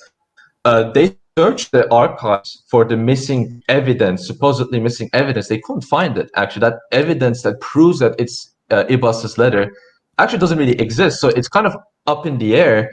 And Saint Justinian and Pope Vigilius, the whole argument is that, well, it is actually possible that it's not Ebas that wrote. It is actually possible that the letter that is being affirmed as Orthodox is not the letter of Ebas, but it's actually the letter read after the letter to Mari, which is which will be, I think, Eusebius and Photius's there. So there's that. But I'll take the worst case scenario. Let's say that there are because two bishops accepted they said the letter was Orthodox, right? That's kind of like how you guys understand. Let's take that as truth. Let's say that's the case. I don't think that. I mean, I think that indicates that may indicate some issues, but at the same time, we have to not forget that this letter is not dogmatic, right? It's not a dogmatic letter. It's only two people out of tens of people accepting Ebas for other reasons. It's still two people that said it was Orthodox. And so I think it will indicate a problem, but that itself is not sufficient to indicate the wrongness of a council, I think. Right. But I do understand the point. So the reason why I brought it up is an example of the trend that council was taking. So Ebas's letter was read. Ebas was present. Ebas's letter was read. The Council of Chalcedon accepted the letter as Orthodox. Okay, 100 years later, the same ecclesiastical body, the same church, then says the letter is heretical. Okay, now again, who cares about canons like that? Because I'm sorry, but only two bishops. Or there's only two bishops that said it's Orthodox. It's not the whole council that said it. Let's let somebody finish his point real quick. Even if it was two bishops, the synod in general officially accepted the letter. Okay, so then it shows. Sorry, I lost my train of thought. I'm just trying to remember. All right, David can interrupt now. How did this accept letter as something that's fine? I haven't really seen something that indicates that. Maybe you can enlighten me for that. Sure. So there was the conversations in the 530s between the Chalcedonians and the non-Chalcedonians, sponsored by Justinian, and he, as you know, I think he really wanted unity in the empire because his wife was Oriental Orthodox, and 553 was a reunion attempt, etc. he intentionally brought Anthimus to be the Patriarch of Constantinople, even though he was Oriental Orthodox, because he wanted to push for that. Anyway, so in these conversations, the Chalcedonian side admitted that that was a mistake and incorrect of the Synod of Chalcedon to accept the letter of Ibas. Now, in this case, like I said, the canons are they don't prove, and I think you agree, the canons of a council don't necessarily prove one side or the other. It's the dogma, but sometimes it shows how dogma is interpreted. So then, when you have these people, like you said, you don't really believe they repented. I think you implied that, like such as Ibas, Ibas, Theodoret, and these guys. We know they're still Nestorian, like after everything. Even if they anathematize Nestorius, even if they accept Mother of God, but their Christology is not. So, and we see it after Severus was exiled in 518 and Paul the Jew became the patriarch there in Antioch. We see how the Nestorians think that it's a victory for them. So it's not. I understand what you're saying. You are a Neo-Chalcedonian. You believe in Theopascatism. You anathematize the Nestorians. I'm not saying Neo, that. What is it? I'm sorry, but Neo-Chalcedonism is a term made by Joseph Le Bon. Neo-Chalced. I don't think it's a valid term actually, Okay, because I don't fine. think there's anything neo about the Chalcedonism. Sorry, but That's I'm fine. kind of No, nitpicky. no problem. No problem. You're a Chalcedonian, and you anathematize the Nestorians. So, in this case, I'm not saying that you have the same Christology as them, but I'm saying that they can use your Christology as an umbrella and still be in communion with you. And evidence of that is, you know, and I know Eastern Orthodox individuals. I won't say names. People in the chat know who I'm talking about too, on Facebook, who are very active, and they believe that in Christ there is a human person and a divine person, and they are still in communion with you, and that is allowed. That is, you're able to do that as a Chalcedonian because of the vagueness of the Christology, which is why Paul is saying it's insufficient. Whereas with us, it is impossible for that to be the case. Uh, I would like to respond to that last claim with this. All communions can have people with wrong Christology and theology and have them being, I mean, even if they preach it like openly. That this I think happens with your side as well. I just recently, not recently, but like for months, for a very long time, I've been debating Orientals, and I've heard people interpret nature as, so they literally believe that one nature meant one substance. I've seen people that actually said that. There's this apologist website, Coptic apologist website. I'm not going to name it. I don't want to give it clout, but it preaches absolute divine simplicity. It rejects essence distinction, which I think is very inherent in Science of Antioch. This issue goes both ways, I think. I also want to just short, but Saint Justinian, I think he was ecumenical even before his marriage with Saint Theodora. So he was actually that path before Theodora. I still like, how did the synod accept the letter of Maria as something that's like fine or acceptable, and not just something as, just out there? I still don't see. I'm No, sorry, but I can't really no, see no that. problem. They Okay. explicitly call it Orthodox. I will send you after the show. I'll send you the Acts of Chalcedon where they say that, and I'll also send you the translation of the conversations of the 530s. I know Paul wants to say something, and then Craig will do Okay. it. All right. So I just want to go back to the Tome of Leo, if that's okay. And I want to make one statement about the thing, about the website, the Coptic Apologist website. He's not actually a Copt. The guy that we're talking about is a catechumen, and they have no acceptance from the church. So I don't think this is something that we can bring up.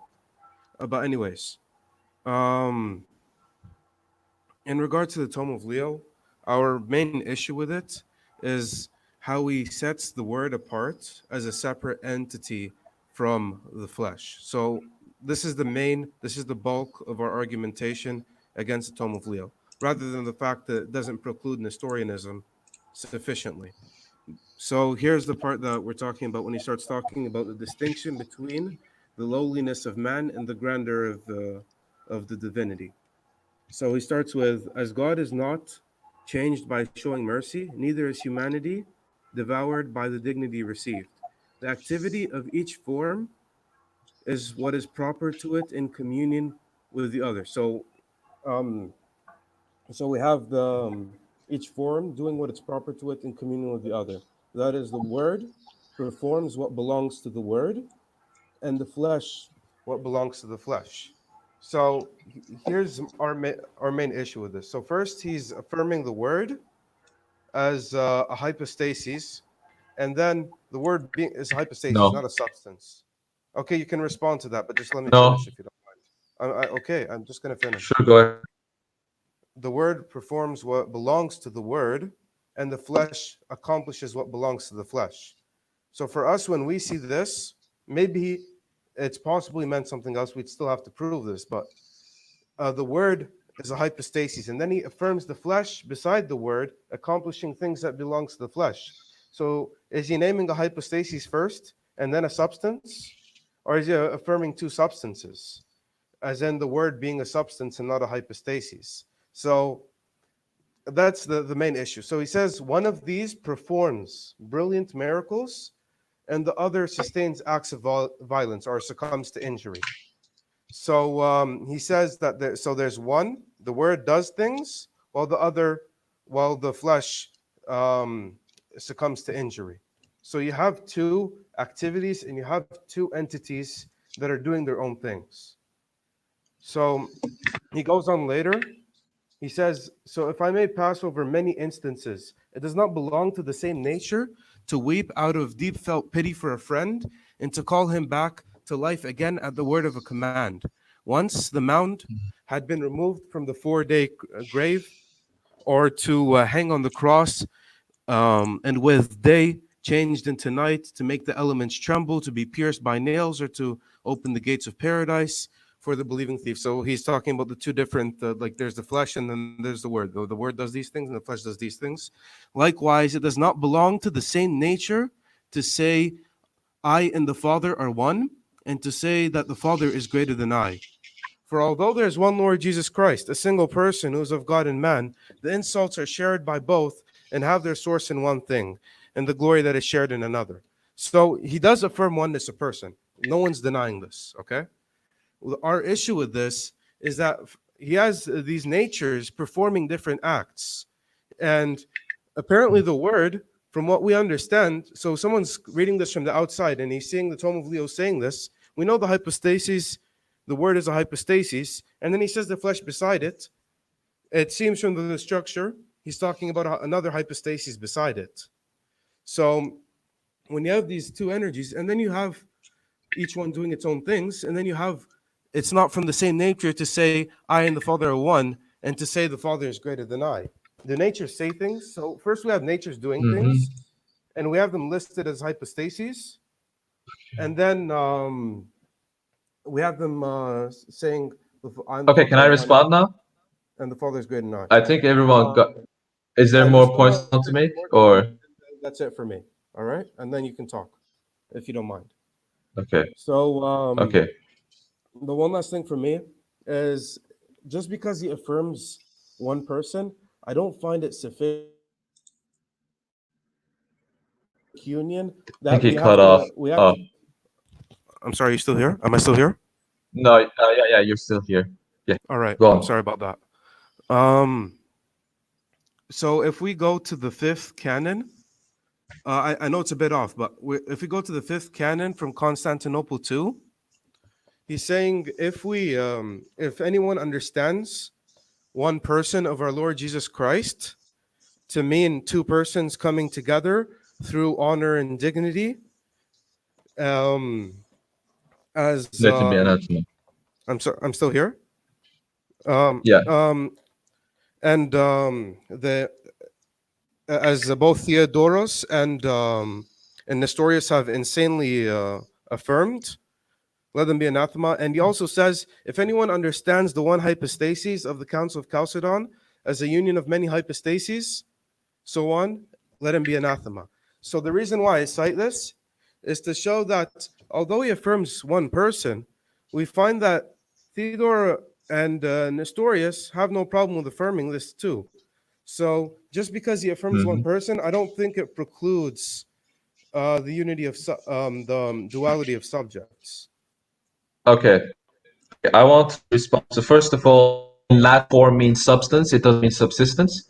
So that itself, like the forms being hypostasis, is not true. That's not how it's interpreted for Saint Leo. Number two is that the energies do the proper to their respective natures. The human energy does things that are proper to humanity. Divine energy does things proper to human divine energy. This is why we affirm Diophysitism. That's really all he's explicating. But I want to, since you read a lot of quotes, I want to read some of my own too. And you will see that these things, all of these things that you read, have been said by other church fathers. So St. Craig of Nyssa, Book 5, does this. He says it's not the human nature that raised up Lazarus, nor is it the power that cannot suffer that weeps for him when he lies in the grave.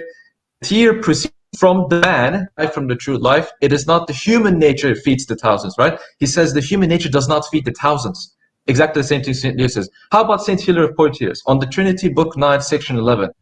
Do you see that our proclaim his humanity and his divinity, that death is attributed to the man and the quickening of the flesh to the God?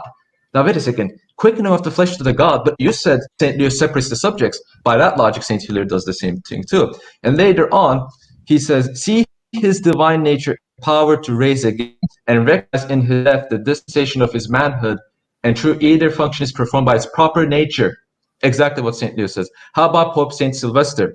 Pope St. Sylvester says in his book Against the Jews, and this book is attested by multiple people, he says, of the two natures united in one comes to injury, the other is shown to be greater than in suffering. Another patristic quotation that's... I'm sorry, could you repeat that last one more time? Because your voice cut in the Pope middle. St. Sylvester? Okay. Pope St. Sylvester says, of the two natures united in him, one comes to injury, the other is shown to be greater than any suffering. This is Pope St. Sylvester in his Against the Jews. There's Saint Cyril of Alexandria. Saint Cyril of Alexandria says that Christ was allowing the nature like ours, human nature, to move according to its own laws. This is from the Festal Letter 17.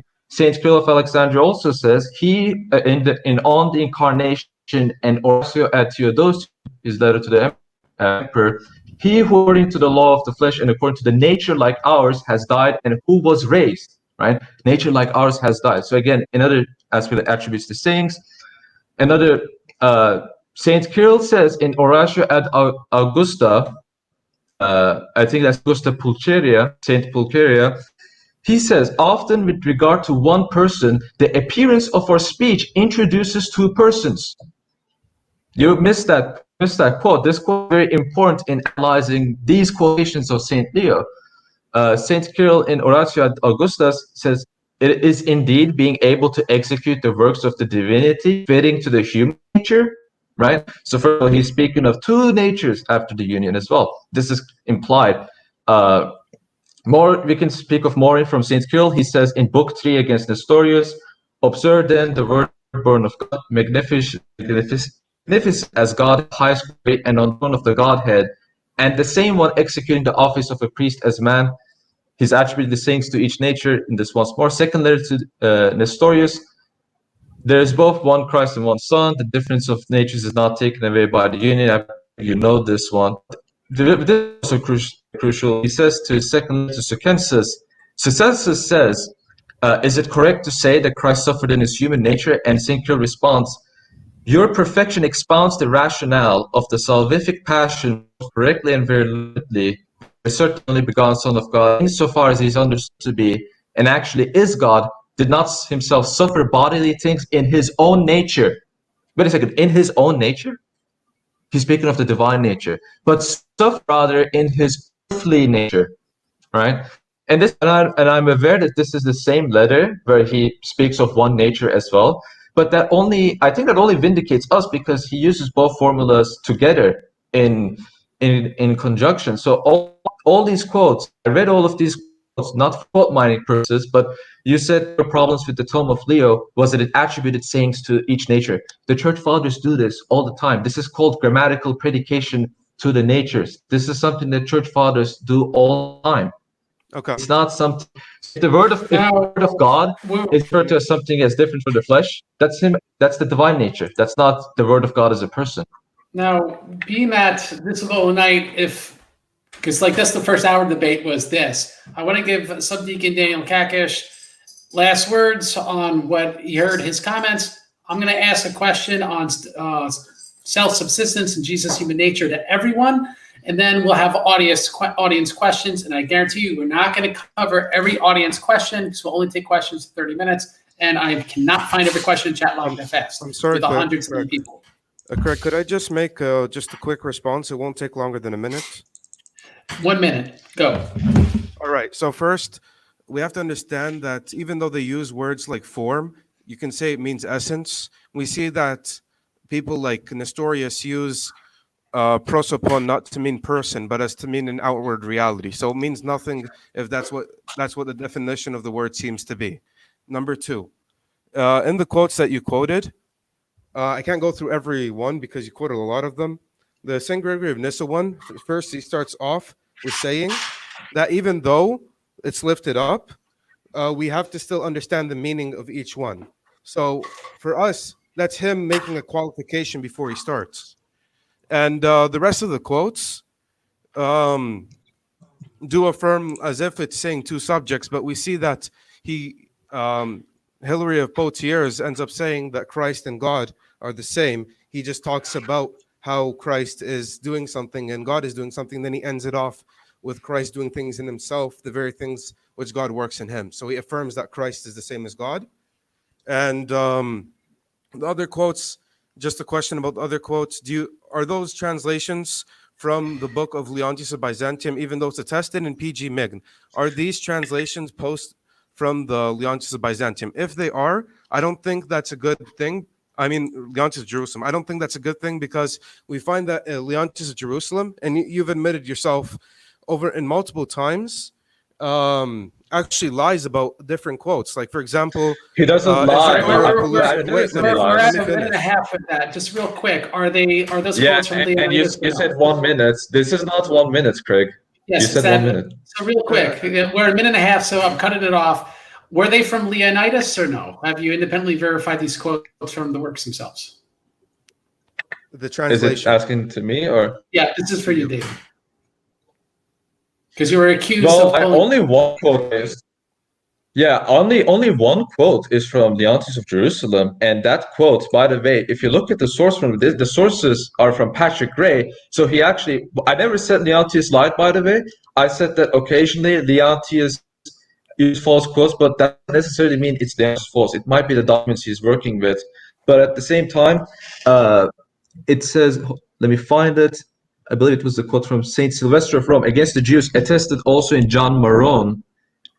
So it is actually attested These guys are all post-Chalcedonian by another person. But that's not my issue. Any closing remarks you would like to make? Yeah, I actually wanted to again, like I opened the show commending David. I want to do that again, commending him now. This is my first time talking to you, and I'm very impressed with how knowledgeable you are about Christology and this whole debate. I think, and you know a lot more than I do about this stuff. Not gonna lie. Regarding the history is my thing. We didn't really talk too much about it. We just, I think, talked about the Ibas thing, and that was it. We can talk about the history in another talk. Yeah, we'll do another time if you want. That's fine. Yeah. I'm really interested in doing that. I want to encourage you two, the both of you, everybody that's watching, to keep going in this stuff and keep reading.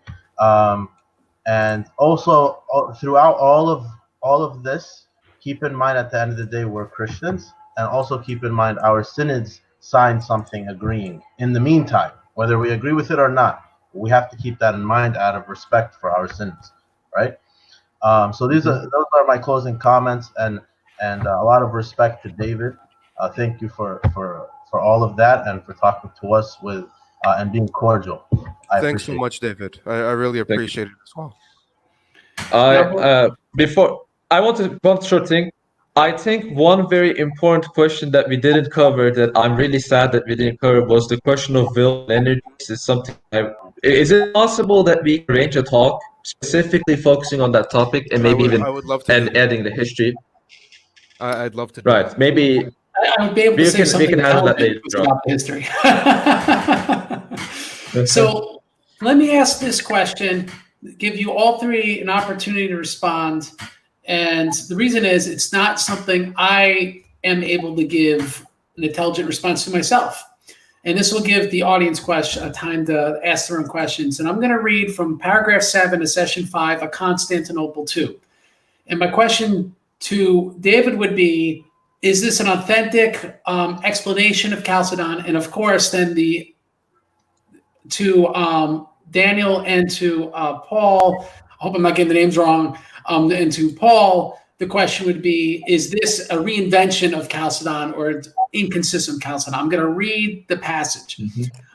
If anyone saying two natures does not profess the one Jesus Christ our Lord to be acknowledged in Godhead and manhood, in order to signify by this the difference of the natures, from which the ineffable union took place without merger, and without either the word being changed into the nature of the flesh, or the flesh transformed into the nature of the word, for each remains what it is by nature even after the hypostatic union, but understands this expression in respect of the mystery of Christ in terms of a division into parts, or while professing the number of natures in respect of the same one Jesus Christ our Lord, God, Word incarnate, does not understand the difference of these elements, I want to emphasize, from which he was compounded to be in perception alone, a difference that is not destroyed by the union, for he is one from both, and both through one, but uses number for this end, so that the natures are separate and self-subsistent.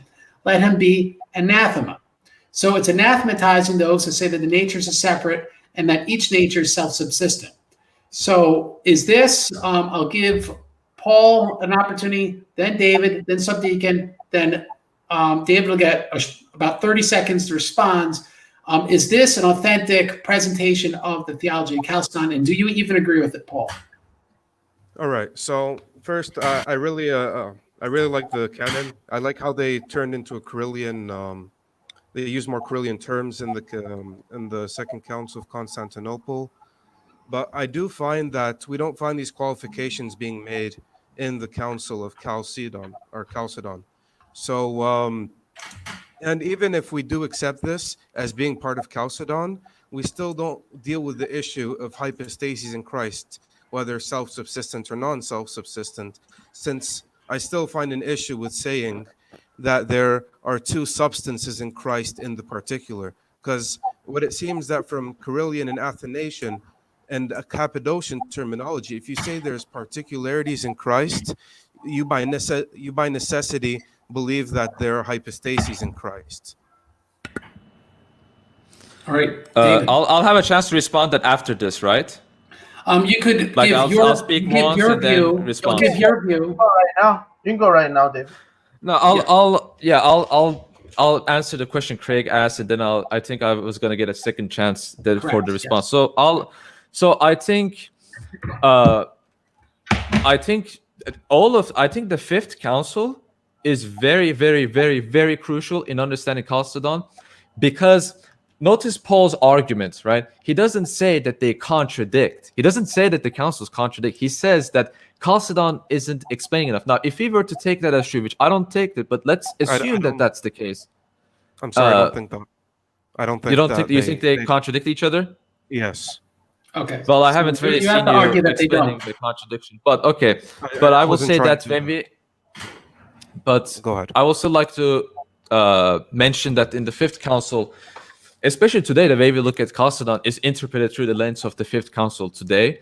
And I think the real debate is that do they contradict with each other? And Paul says they do. I haven't really seen any indication how they contradict each other, considering even in like very hotly contested things such as the letter to Murray, even if you take the worst case scenario, I still don't see how, like, it's not a dogmatic letter. It's not a dogmatically affirmed letter. So a council can reject that letter because it's not a dogmatic letter. It's not contradicting Okay. dogma. But I think We're that going a hold on, little hold on. beyond I'm paragraph talking. 7, section And 5. Sorry. So Yeah. let me go to Subdeacon Daniel, and then we're going to give you a 30-second response to Subdeacon I also Daniel. want to add with the compounding part, the compound part. Yeah, I mean, how we understand synthesis is also very important because the way a synthesis is, there are two elements. There's from two elements, right? These two elements form one thing, but the properties, the things that those elements possess as well, and the identity of those elements still retain their identity. So that's why there's a compounding of the natures, but they don't become one nature. I'm speaking as predicately, not in terms of identity, but they become one hypostasis, you can say. I won't say that like fully because I think that will be heretical, but you could say that they are manifested in the hypostasis, but also they retain their identity and their properties. And that's how the Fifth Council understands compounding.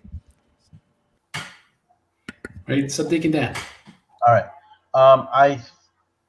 I think I mentioned earlier on Constantinople II that the intention of it was a reunion council. So the Christology presented there is intended to be something that would be acceptable to us. And we're actually very happy that this council exists among the Chalcedonians because it allows for a bridge, because this is the type of language that works for us. Also, I think Canon 8 of that council is also friendly towards the Miaphysite formula. Now, and this is what I was trying to mention earlier regarding the emphasis of the particular Chalcedonian Christian of whether they are individually emphasizing this council in their Christology and let's say and Ephesus 4:31 when they are accepting Chalcedon, or if Chalcedon and Constantinople 3:680 that talks about that and 680 it anathematizes saying a composite one composite hypostasis or one composite nature, versus this council which says it's okay to say that in Canon 8. So then this is where kind of the mix-up happens. Regarding this quote, yeah, we have no problem with it. But it's really on the Chalcedonian individual to kind of decide which councils he wants to emphasize over other ones and how to interpret them together. All right, David, 30 seconds, rapid fire. Okay, so the reason why we anathematize one composite hypostasis is I think I showed this debate. If there's a distinction of the hypostasis after the union, if they don't retain their properties, then there's a mixture. If they retain their identity, then there are two hypostases. So that's why it's anathematized. And I think that's basically sorry, David, I meant composite nature. I didn't mean composite nature too. Yeah, composite nature, composite hypostasis. Sorry. Okay. I think the same applies. Yeah. Okay. You can say that natures are compounded, but there's no one composite. In the Constantinople 553 Canon 8, it allows for that to say one composite nature. But it allows for a composition, but what form of composition? I think that's kind of what's important. Well, I'm saying the formula itself. To say one composite nature of the word incarnate is okay in Constantinople 553. In Constantinople 680, it's not. I will actually contest that it actually... I will contest that it says one composite nature, the Fifth Council. I will contest that. I don't think that. I think being compounded of these things and then the end result being a composite hypostasis. I think these are two different things. They're two different topics. So I don't see that. I don't think the Sixth Council is contradictory, because the Sixth Council is referring to composite personhood. So a human person added to the divine person, kind of thing. Yeah. Let me be clear. We got much longer. I think that's going to have to wait till the next debate. Okay, yeah, I'm sorry. I'm not going to go into it. I just want to be clear about just my own approach to these things in general. David, I'm not the type who, if you're telling me what you believe, I'm not going to tell you, no, you don't believe that, you believe this. I'll take you for your word. You're telling me what you believe. I don't tell you what you believe. You know what I'm saying? So if you're telling me that you don't believe, let's say, in a double subject Christology, I have to believe you. I'm not going to say, yeah, you do, even though you're lying. I'm not going to assume that you're lying to me. So I think this is the right approach in these discussions also moving forward, is that we take each other at each other's word. Yeah. You know? Okay, so we're gonna do audience questions, and whoever's asked will get that side gets a minute to respond. It's whoever's name, and then the other side will get 30 seconds. I'm gonna try to be strict, and vice versa. That way, everyone gets a slight rebuttal, but the side asked the question has a little more time to answer it. So this is for David. So David, how would you respond to Paul's argument that the Chalcedonian adverb norazumenon, however you pronounce it, does not mean in contemplation? Well, because many people that interpret it as in contemplation, Father John McGuckin says that, Patrick Gray says that, they both know Greek, they both have read the Chalcedonian definition, and there's also this understanding is not a new thing. This is called distinction kat epinoia. You can read David Bradshaw's talk on this. Just type David Bradshaw distinction kat epinoia, and you'll find this. This is exactly what I'm talking about. So many people actually agree with me on this, and the people that do know, and I don't think in a dictionary is really enough to know what a verb really means or what it doesn't mean. I don't think it's really enough to look at a dictionary. All right, Paul, 30 seconds. All right, so that's why I wanted to bring up the 448 and how they understood into natures. I want to point out that Eutyches, although he affirmed dual consubstantiality multiple times, he was anathematized for not saying two natures after the union. So obviously they didn't understand it in a theoretic manner, but rather in a concrete sense. Okay, next question. And both sides get 1 minute. So Oriental Orthodox side, choose who answers wisely. Will the Eastern Orthodox concede that who was willing to accept Leo's tome was a reasonable source of discomfort? And similarly, will the Oriental Orthodox accept the Chalcedon's post-53 reading as non-heretical? So we'll let the Oriental Orthodox side answer first. 1 minute. Paul, is it okay if I answer this? Sure, go ahead. Thank you. So I don't think that my opinion matters or Paul's. I think that our synod signed, like I keep saying.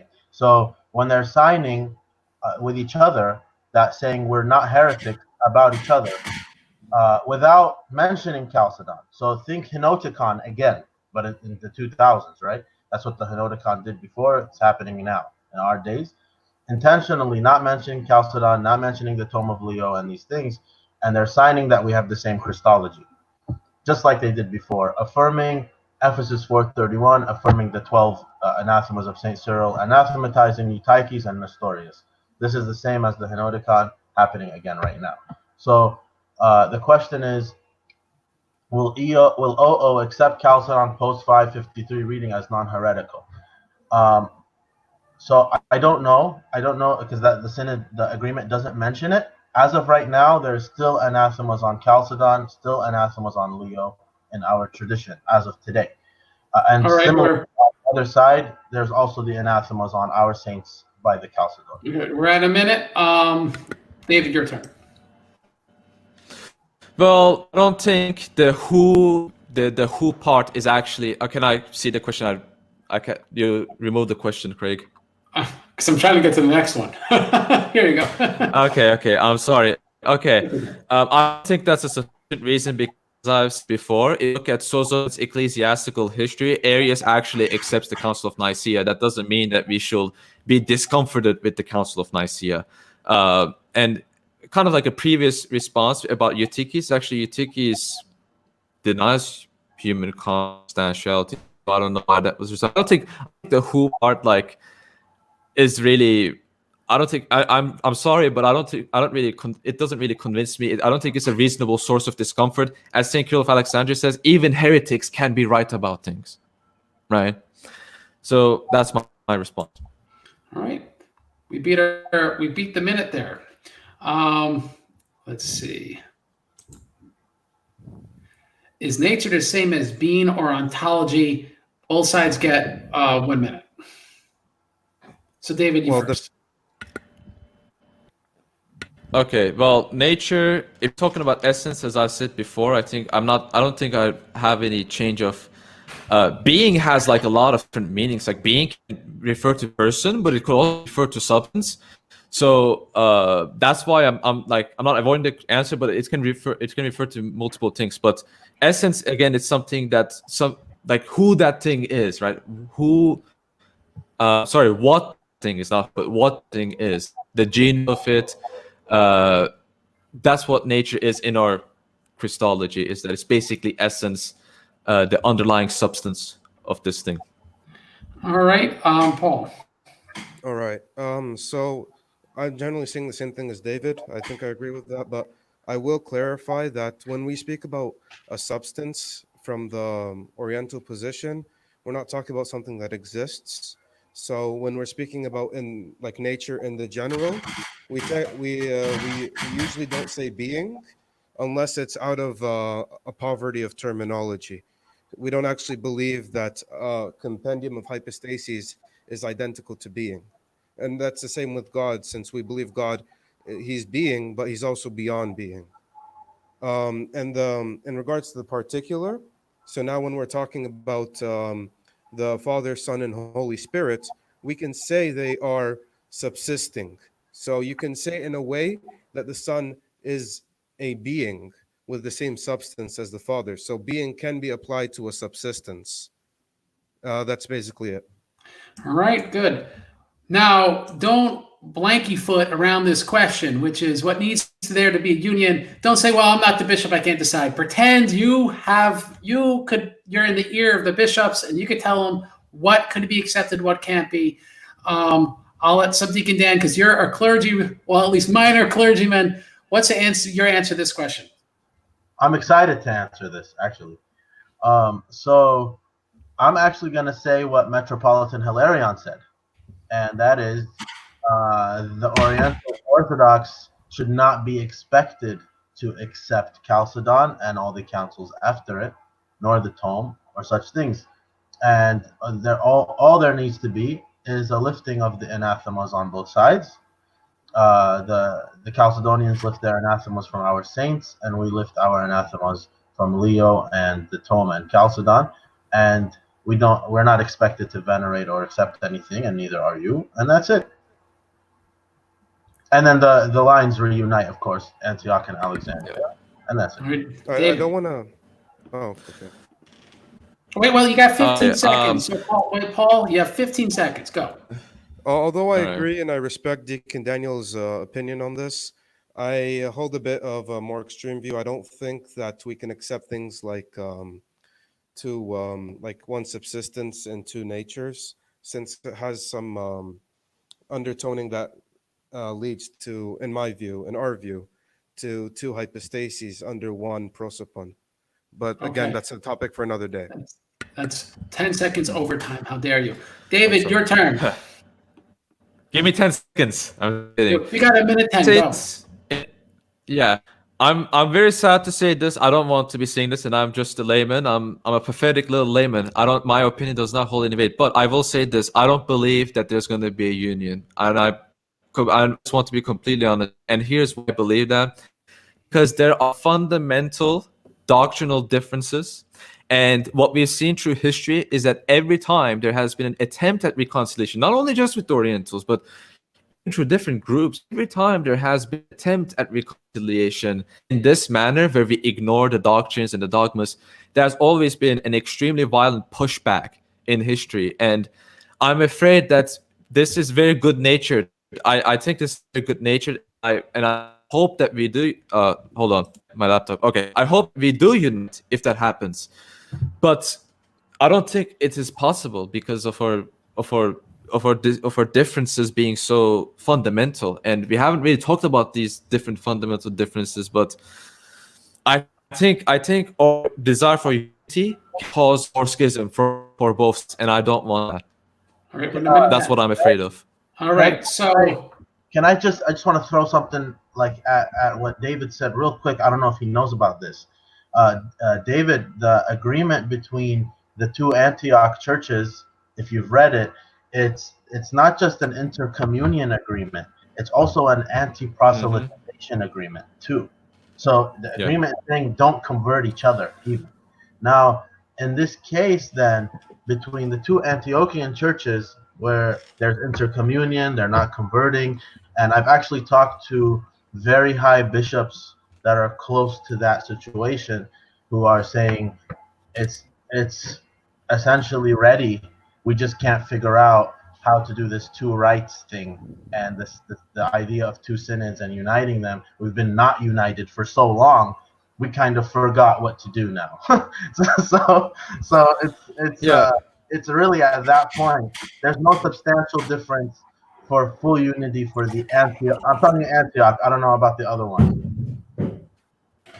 Now, just to clarify, Just one you're short, saying 10 there's- seconds. Just 10 seconds. Sure. Just 10 seconds, please. I understand that, and I respect what our bishops are doing, but I don't think what they're doing is to work out in the long term, that I'm afraid of. Because the same happened with Church of the East, and it didn't work out in the 7th century and in the 8th century, I think. So it's just, I'm very afraid, basically. I'm sorry. Now, I and agree with yeah. that. It needs to be now, substantial. quick question. Is there actual intercommunion happening right now other than on people's deathbeds? Something like that. Oh yeah, all the time. You can't get them to stop intercommuning. Like you can't stop. Now, them. but is this, we're not talking about renegade priests. Is this the bishops endorsing it? Yeah, in the Antiochian jurisdiction we're talking about, not the other ones. Yes, it's happening. Very interesting. All right, next question from Amel. How is salvation understood in the Oriental Orthodox framework, and how does it pertain, if at all, to the exercise of the human will? So again, the Oriental Orthodox side has 1 minute, and then David has a 30-second rejoinder. Go ahead, Paul. All right. So we do understand salvation is through Christ. So Christ recreating us in the sense that he perfects us through union with the same nature as us. So when he unites with the same nature as us, he brings us back into communion, back into what we were meant to be, the original form, where we now go back into existence instead of fading away into non-existence. So the point of this is that we remove the corrupted will that is going against God, and that's a logos, which means irrational and temporary, and we want to go back to what's eternal. So that's the point of salvation and the Oriental Orthodox scheme. All right. That was 30 15 seconds seconds response, short, so go right ahead. Okay, so the first thing, in Miaphysitism book, Roberto Mondi, there are important notes to make of this. So Philoxenus says that the human will and the divine will oppose each other by nature. So he doesn't, I don't think he actually is even talking about like He also says all. But Excuse me. hold on, I'm gonna restart the 30 seconds. We have to give him Sorry. the time to respond. Okay, Okay, so there's also another significant portion about the human will in Oriental Orthodox understanding. Human will, the human hypostasis is non-self-subsistent. The properties are non-self-subsistent by that token as well. And this is something that I'm willing to debate. But my response to that is if the human will is non-subsistent in that manner, there is monotheism. In fact, that's what Sergius of Constantinople believed, and I think that itself actually leads to universalism, because our human will be self-subsistent in that man in the eschaton. We're going to be That's 30 universalism. I think. It's 30 seconds. Paul, you wanted to say one thing. Yeah, I'm not talking I about... won't respond, by the way. All right. I'm not talking about non-self-subsistent will. I'm just talking about how we as ourselves don't exist on our own. By our own nature, we don't exist. That's all I'm saying. Okay. This is a question from Jay Dyer. My question for the Oriental Orthodox: why don't you ever distinguish thing itself and mode of thing? Why don't you use "and hypostatized"? So I presume this is a question for Paul. All right. So we do distinguish between, I guess, what the thing is in itself. So like the substance and the particular. So like the general and the particular.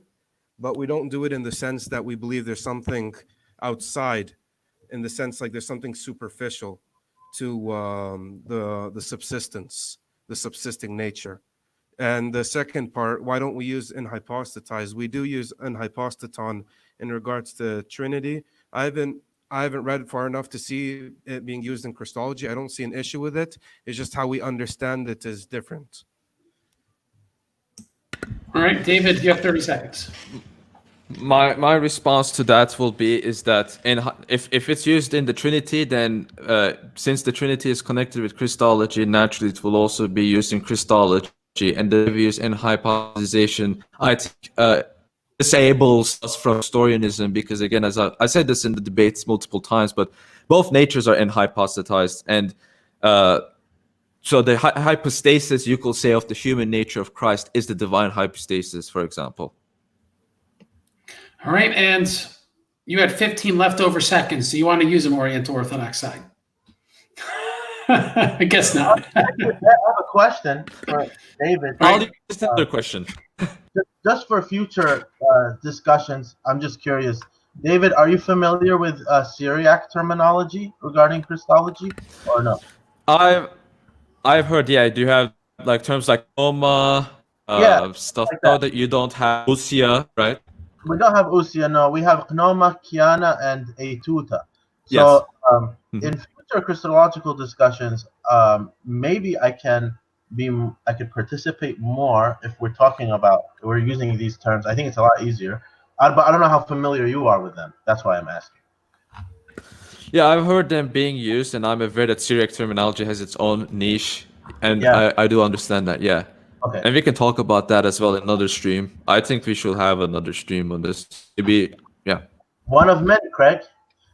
All right. Well, I'm rushing the fine questions. To everyone, I guess everyone gets a minute. So that means David gets 2 minutes, and Paul and Dan, you get a minute each. During Chalcedon, did they use Syriac? If yes, does it not make it problematic to say two natures when nature Syriac means being, meaning two beings?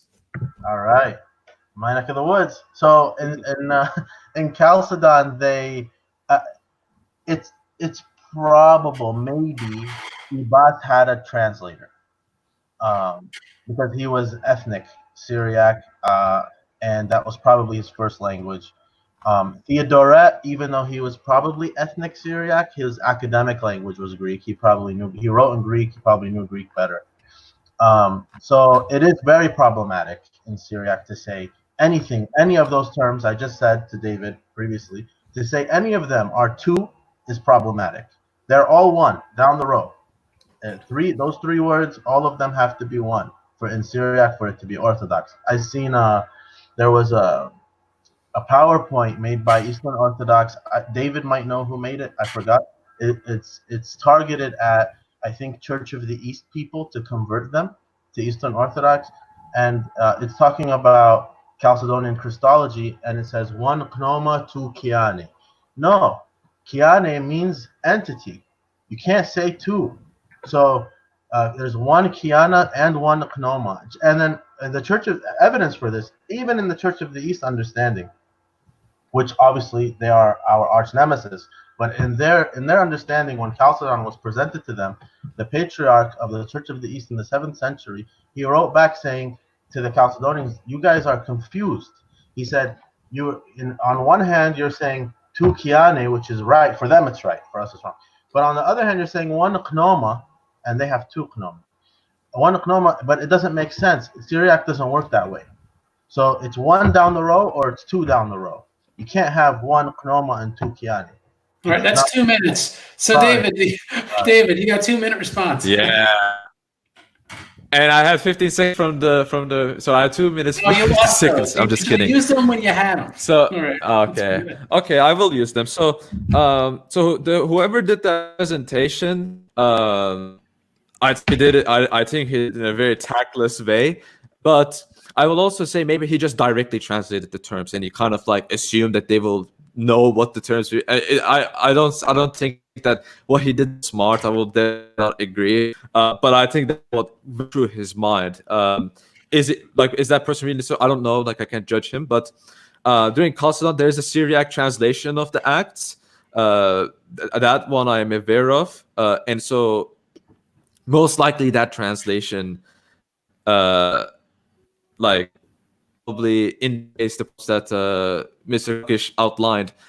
But about the language of Chalcedon, what's really important about it is that the main language, like the main terminology, is basically an international But it's like many synods, the main language of it was Greek, right? It's lingua franca. It's the Greek that was basically the emphasized language. And so there's also Greek, you could say, traditional minor presuppositions that other traditions did not have. And so I think that aspect of language is important. Knowing that, and if you read like a bunch of Cappadocian fathers and other Greek fathers as well, it's the terminology lines up with the theology, I would say. So I don't. So there's no problem with the language portion of Chalcedon. Right. Paul, But by the way, to add on to Mr. Kakish's points, I will agree that I mean, I will agree and disagree at some points. So for example, I will agree that yes, I can understand the problem with terminology. At the same time, I think Holy Spirit stronger than the logical differences. Just like how ousia was translated from the Greek to Syriac directly, I think the other terms can also be translated directly to that, or the understanding of those terms, and they perhaps can be transformed over time. So. Like I get the point. I get it's a valid point, but just saying like this also, I'm adding like this is something that has happened in history, I think, and so it's also important to bear that in mind. That I don't think language is rigid. I think language can be very flexible. What is rigid is the doctrine. I think. All right, Paul. Let me give you 30 seconds. I think Deacon Daniel Kakish said basically what we have from our point of view, Okay. and I'll add something else. I think this also applies to the Greek because for us we see the Greek having the same stuff, hypostasis and nature being traditionally translated as a reality and as the same thing in regards to the specific designation, and of course we can talk more about this later. I think it's both in Syriac and in Greek. I think it's wrong to say there are two natures in Christ. All right, so let's go to another question. If Nicaea made sense of the Trinity through nature/person distinction, then why did Severus and the Orientals insist two natures leads to two hypostases? This is a question for Oriental Orthodox side. They have 1 minute, and then 30-second rejoinder for David. All right, so again, we have the distinction between nature and the designation of a general, and nature and the designation of a particular. So when we're talking about a particular, it's distinct. So for example, the Son, he exists as a particularity as the one who is begotten. So he's not identical to the substance which they share in common. I think that's a sufficient response. All right, that's 30 seconds. David, you could take your 30 seconds. Yeah. Okay. So divine providence in action. This question, I think, refutes Paul's previous statements because, again, Nicaea made sense through the Greek father made sense through the Trinity, distinguishing nature and hypostasis. Saint Basil the Great distinguishes nature and hypostasis, and many of the, I mean, in Trinitarian language, nature does not at all mean hypostasis. And that language applies to Christology, and many of the others use the same. They didn't use different terms for different topics. I think if they did, that will be absurd. That will be very absurd. I think. We're over 30 seconds there, and I'm just trying to be fair to everyone. Can I respond quickly? You have 30 seconds left, so you have your spare change. All right. I just wanted to point out, St. Basil also points out that the difference between ousia and hypostasis is the difference between the general and the particular. So the reason why I bring that up is because if we have like a particular being different, we have to realize that you can say nature in the particular since there's actually no difference in the sense of what the thing is. It's only different in the sense of what it encompasses. All right. Well, that's 30 seconds. I just want to address this one. The answer is no. I don't even know how to. So I don't know. You have to speak to Lewis or something, but I don't know how that works. Let's go find another question. Well, as we're talking about this, when I'm looking for a question, let me ask you guys this. From this conversation, do you feel that our differences are less bad than you came in when you went into this conversation, or worse after this conversation? I mean, I think David and Paul would agree with me that I am the more moderate one of both of them. I think I don't think that we have substantial Christological differences. I've always said that. I think for me the key difference between us is canonical history. What should be universally canonical and what shouldn't. It's not so much that I really truly believe Craig has a different Jesus than I do. Absolutely not. I don't believe that. David. Well, many of the things that were said were consistent, but the idea that hypostasis is identical to properties really kind of shook me to my core, I could say. But that's not inconsistent. That's what Damian, I believe, of Antioch, right? Was he Damian of Antioch and Peter was from Alexandria, correct, Mr. Kakish, or was it the other way around? Is Peter from So Damian of Alexandria. Yeah. Right. So he does identify hypostasis with hypostatic properties, but identifying hypostasis with the properties themselves, I don't know, maybe I missed something, but I never saw Severus identifying them with each other. So I'll have to recheck again. But it's still the same. I still think we have substantial differences and that needs to be ironed out. And yeah, that's my take on it. We can talk about this in the wills and energies too. Yeah, so there's this question for Oriental Orthodox. How can you affirm that the energy essence distinction is true when you have different bishops who deny energy essence distinction? The Oriental Orthodox do not seem able to determine whether energy essence distinction is true or false, and this is problematic, obviously, for Orthodox. So Oriental Orthodox, you got 1 minute, and then David, you got 30 seconds. All right. So do you want to go, Deacon Daniel, or? This is your thing, man. All right. So the first issue is that we have to realize that there are many people that believe different things today. We have bishops like, for example, Patriarch Bartholomew, who believes there are no substantial differences between Rome and Constantinople, if I'm not mistaken. He did say that at a few points in time.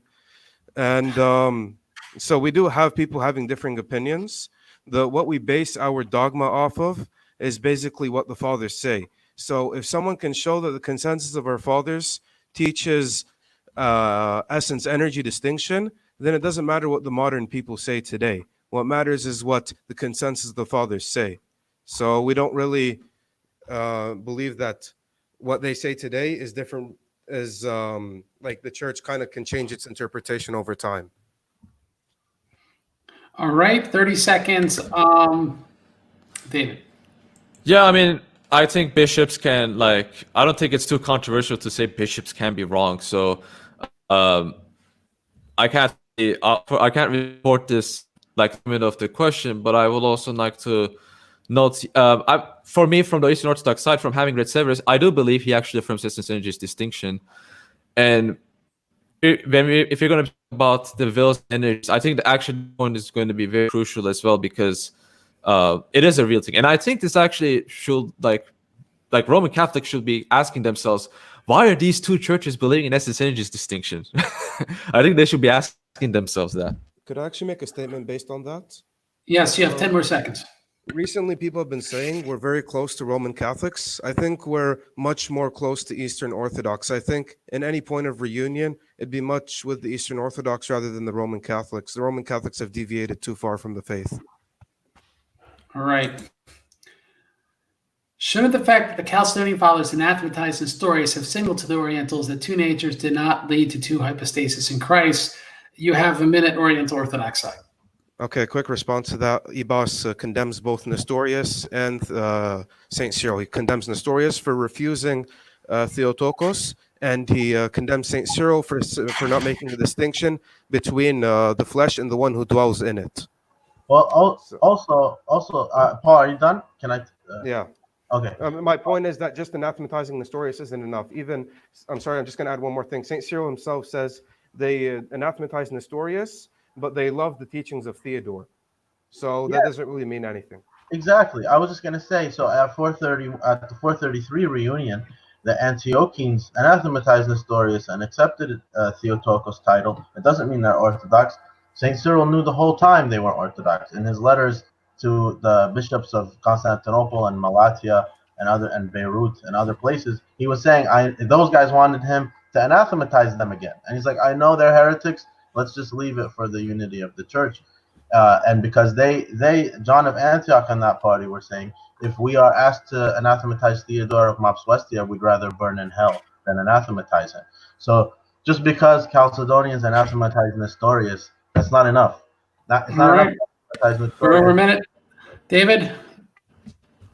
Yeah, I will actually agree that's not enough, but I'll also state that Chalcedon does more things that I think, especially before the debate, that in charity that perhaps the Oriental side didn't know. Maybe they did know. I don't know. I can't really read their minds. But yeah, I will agree. I think it needs to be more. I think Chalcedon did more in terms of doctrines, in terms of, you know, the accepted documents. And I think more than Nestorius, I think the fact that accepted the Council of Ephesus in full is more indicative, because it doesn't only anathematize Nestorius, it also anathematizes like the more detailed doctrines of Nestorius, not just the Theotokos style, but the argument that two natures leads to hypostasis and so on and so forth. So that's my response. Okay, now I'm going to purposely try to ask a tough question to both sides, because I think we're at this point out of audience questions. Then we'll call it a night. And so this will be for David, because more of the people view Eastern Orthodox, so they're getting all the time. But here's my tough question for the Eastern Orthodox side, which would be this. We have Diophysite scholars like W.H. Friend, Father Price, and essentially the scholarly consensus is that the original Christology of the East was Miaphysite or Monophysite. Friend doesn't use the politically correct term. He calls it Monophysite. So my question to you is, why is the scholarly consensus wrong? The scholarly consensus is wrong because I think that the fundamental presupposition is that both terms oppose each other. As I said in the beginning of the debate, I don't view this as a Miaphysis versus Dyophysis debate. I think the Orthodox accepts both terms. They accept both formulas because one side emphasizes out of two natures, which is the single personhood of Christ. The other formula emphasizes the dual energies, the dual substances, the dual wills and properties of Christ. So I think both have their uses, and the reason why a lot of these scholars have this like dialectical view of these two terms, but that's not really the case. I will also add that the reason why they think so is because the Chalcedonians themselves have this kind of a view. And if you read, for example, Kenneth Vesh's PhD dissertation on Jerusalem, like the beginning, he talks about history. Patrick Gray's book on the defense of Chalcedon in the East is a very good book for this. It explains the history of how the East defended the Council of Chalcedon. And it showcases that the Chalcedonian view that was expressed to St. Justinian, who got Christology from the East, that is expressed to Leontis of Jerusalem, right? These people was the norm. They're not the exception, but they were the norm in at their time. So that's why there's this mistake, scholarly consensus, is because I don't think they really understand the Miaphysite idea well. I don't think they really understand. A lot of the times it feels, when I read them, I kind of cringe, like, that's not what it says. Like, you're kind of mischaracterizing these people. So, yeah, that's my response. All right, so that's about a minute and a half, so I'll give a 45-second response to the Oriental Orthodox side on that question. Thank you, Craig. So I want to say, can you repeat the question, Craig? The question is that the Diophysite scholars appear to have a consensus that the original Christology of the East really was Monophysite. That's the term they'll use. So I think it's clear, David, regardless of what we believe currently, me and you and our own individual religion, I think it's clear from history to see the reaction of the East, politically speaking. I think accepting Ephesus 2 for 2 years, not just, so you can't really say it was by force if it was for 2 years. They're accepting it, not in communion with Rome. Rome had to save the day. And then again, in the late 450s, through the Henoticon era, and all of that happening, the East was still up in like about the craziness. Why? Because the East was believing that. So again, Rome had to save the day again in 518, if you're a Chalcedonian. So if you're living as an Eastern Chalcedonian between actually obviously Chalcedon hadn't happened yet, 449 to 451, or if you're living from 482 to 518 officially, you're not in communion with Rome if you're in the East. 99% chance you're not in communion with Rome. So really, the East, it's hard, very difficult to argue that the Eastern form of Christianity was Chalcedonian, originally speaking. All right. And Can now I do my a question. very short response? Go Very ahead. short response, please.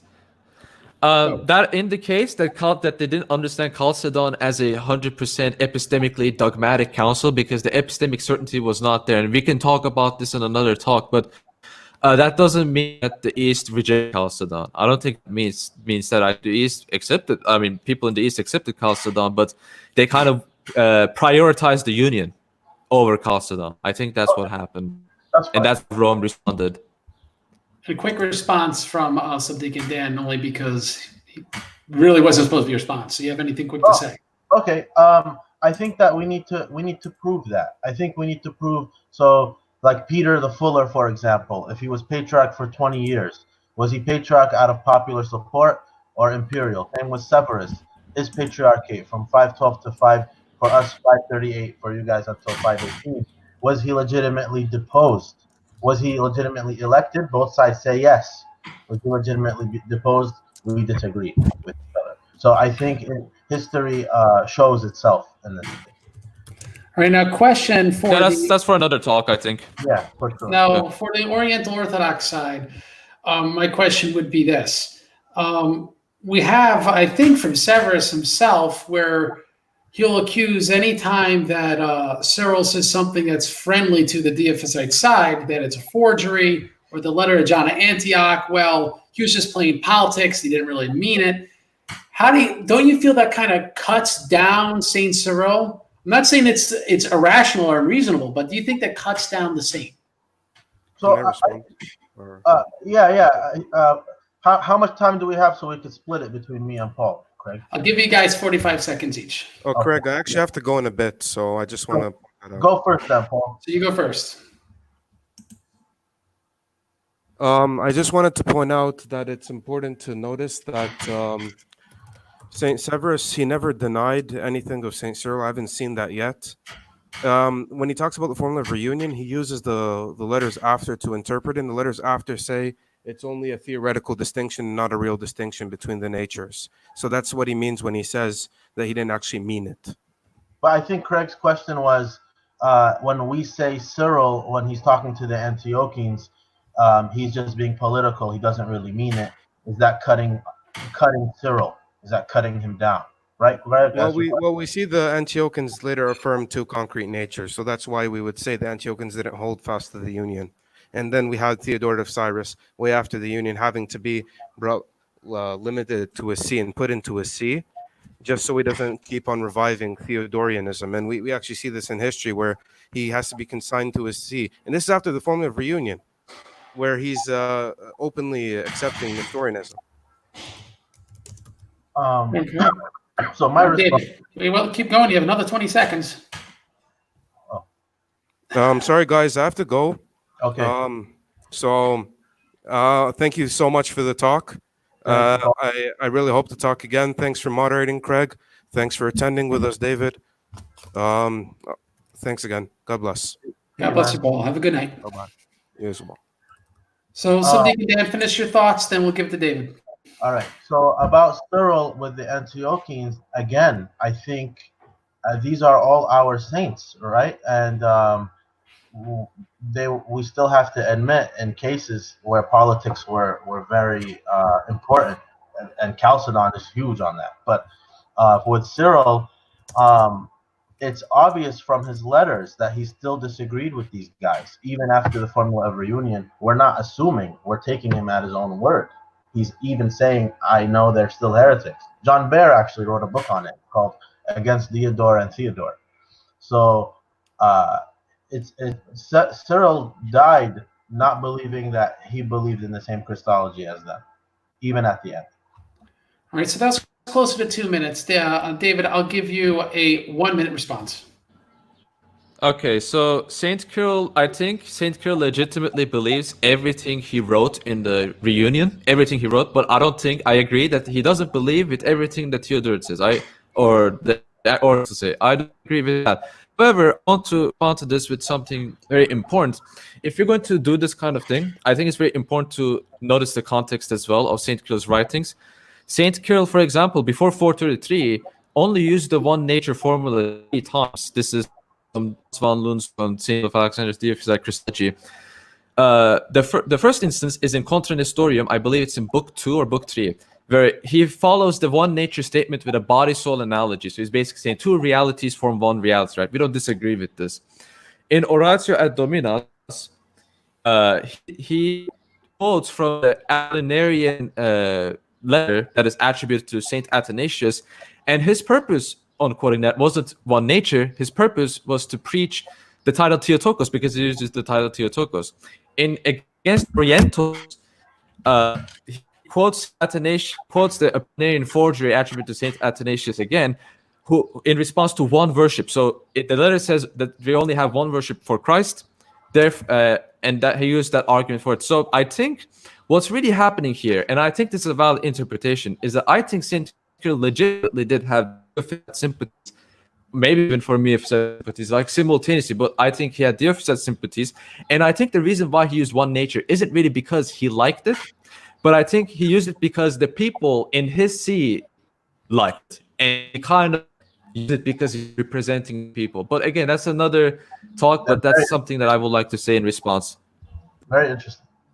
All right. Well, guys, you did a great job tonight. I look forward in the future going more into the history, specifically the interpretation of Chalcedon, whether or not Constantinople II is an accurate rendering of what Chalcedon was about. Because that is what's so important. Because if you look at scholars like Father Price, pretty much, I would say probably the Oriental Orthodox agree. The presumption is they're being disingenuous. It's all politics to try to get the Oriental Orthodox into communion. Obviously, we as Eastern Orthodox can't believe that. We believe that these are saints in Constantinople II, and what they are describing is accurate. And let's say the Second Constitutum from Pope Vigilius is accurate, which is why they accepted it. And so the onus would be on us to defend that these are accurate explanations of Chalcedon, and that their interpretations of what occurred at Chalcedon were correct. We have Roman Catholics, for example, that will say, well, this proves, and also, by the way, liberals like Metropolitan Hilarion in Russia, who was published in St. Vladimir's Quarterly, oh, this proves that councils are reformable or something to that effect. And obviously that is not the traditional and Orthodox view of ecumenicity. And so this is a very important topic because it's going to, I think, bring out the differences between the Oriental Orthodox, Eastern Orthodox on this issue, and also show where there's significant common ground, because there appears to be a lot of respect on the Oriental Orthodox side for Constantinople II. But being that I'm going to take the mod hat off a second, you can tell me I've been quarantined all week, which is, you know, I see it as anachronistic because they didn't exactly get in bed with the Orthodox Catholic Church in the 6th century. And so now they look back, oh, that was pretty good. But all these attempted reunion councils in the 5th and 6th ecumenical councils and even the heresies they came up with to try to bring to bear, I think didn't work. My theory is that the divisions and schisms were at heart political and ethnic. But again, this will have to wait for a different night. I'm going to put my mod hat back on. I just wanted to show that so people know I have an opinion. Yeah. Guys, thank you so much. Just 10 seconds. Can I add something? 10 seconds. I Go forgot to. I'm sorry for interrupting. I interrupted a lot of times in this video, I know. But in terms of scholars, I think this is significant. This is why I'm adding.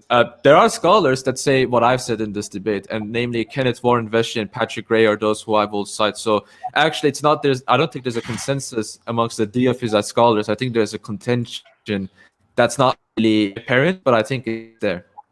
I just wanted to add that. All right. Well, guys, if this debate has blessed you, please donate to your local monastery. All right. Like, I want you to support. If this has blessed you, bless someone else, especially due to COVID. Their local congregations are not there in the same numbers. They're not getting the donations they need in order to continue the monastic way of life. And we need their prayers. So please donate to your local monastery. If you're Eastern Orthodox, I recommend Holy Trinity Monastery in Jordanville. Don't be lazy. Google it. And you could donate. Something in Daniel, for the Oriental Orthodox watching, who would you recommend? For the monastery, you said? Yes. St. Anthony, Coptic Orthodox Monastery in California, and also the More Ephraim Center, Syriac Orthodox Monastery in New Jersey. I was hoping you'd choose the one in Nevada because they eat the rabbits. No, that's the one I'm telling you about. Oh, that's the eat the rabbits. Okay, they're pretty cool, man. Yeah, that's the first. I thought monks couldn't eat meat. They sell it. They sell it, but they don't eat them. No, they don't Okay. eat it. Oh. Yeah. And people tell me to keep the beard. I don't know how people have these beards. Every time I wash my face, especially it gets all wet. It's disgusting. This is a COVID beard. I'll tell you this: if Holy Trinity Monastery says we got $10,000 from all these people watching this debate, I'll keep the beard out of respect for you. It's raising money, Holy Trinity. Otherwise, I'm getting rid of this thing. I can't take it. There's plenty of Orthodox saints, generally that lived in Italy, that had no facial hair. I have an Italian last name. I'm going to use that as an excuse. So, guys, God bless you. Thank you for watching tonight. therealMedwhite, could you plug your channel, please? Right. I have a YouTube channel. You can find it by typing basically my name on the bottom left. The Real Med. What I do is I focus on the Oriental Orthodox, Eastern Orthodox relations. I've done a couple of videos.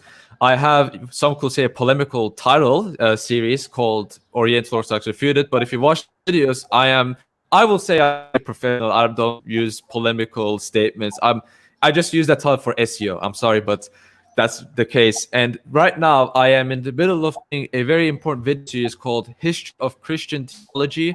Definitely will recommend you check that out because we are going to be following from 33 AD to the Great Schism, right? So we're going to be covering 1,000 years of history, and the basis of that video series is going to be God, History, Dialectic by Joseph Farrell, which I think is a masterpiece. And what I generally do is basically that's time I just what I think that occasionally happens. Most of the time, if not all of the time, I talk about theology. And yeah. Well, thank you so much for your contribution. You're the real movie star tonight. And Sub Deacon Dan, is there anything or anyone you want to plug? No, I just keep reading, everybody, and the conversations. Please don't troll each other. Just always remember. Yes. Like we face east as Orthodox when we pray because we're waiting for him to come back, right? He can come back any second. That's why we have watches at night, right? The night watch prayers. So also because when we watch and we pray at night, maybe he comes back during that time. We're watchful. So in the same time, when you're having these discussions with each other, what if he comes back in that time? So you have to be Orthodox, Chalcedonian or not, whatever. I don't care. You have to be Orthodox, not just be like internet apologists and hate each other. It doesn't work like this. Guys, very well said.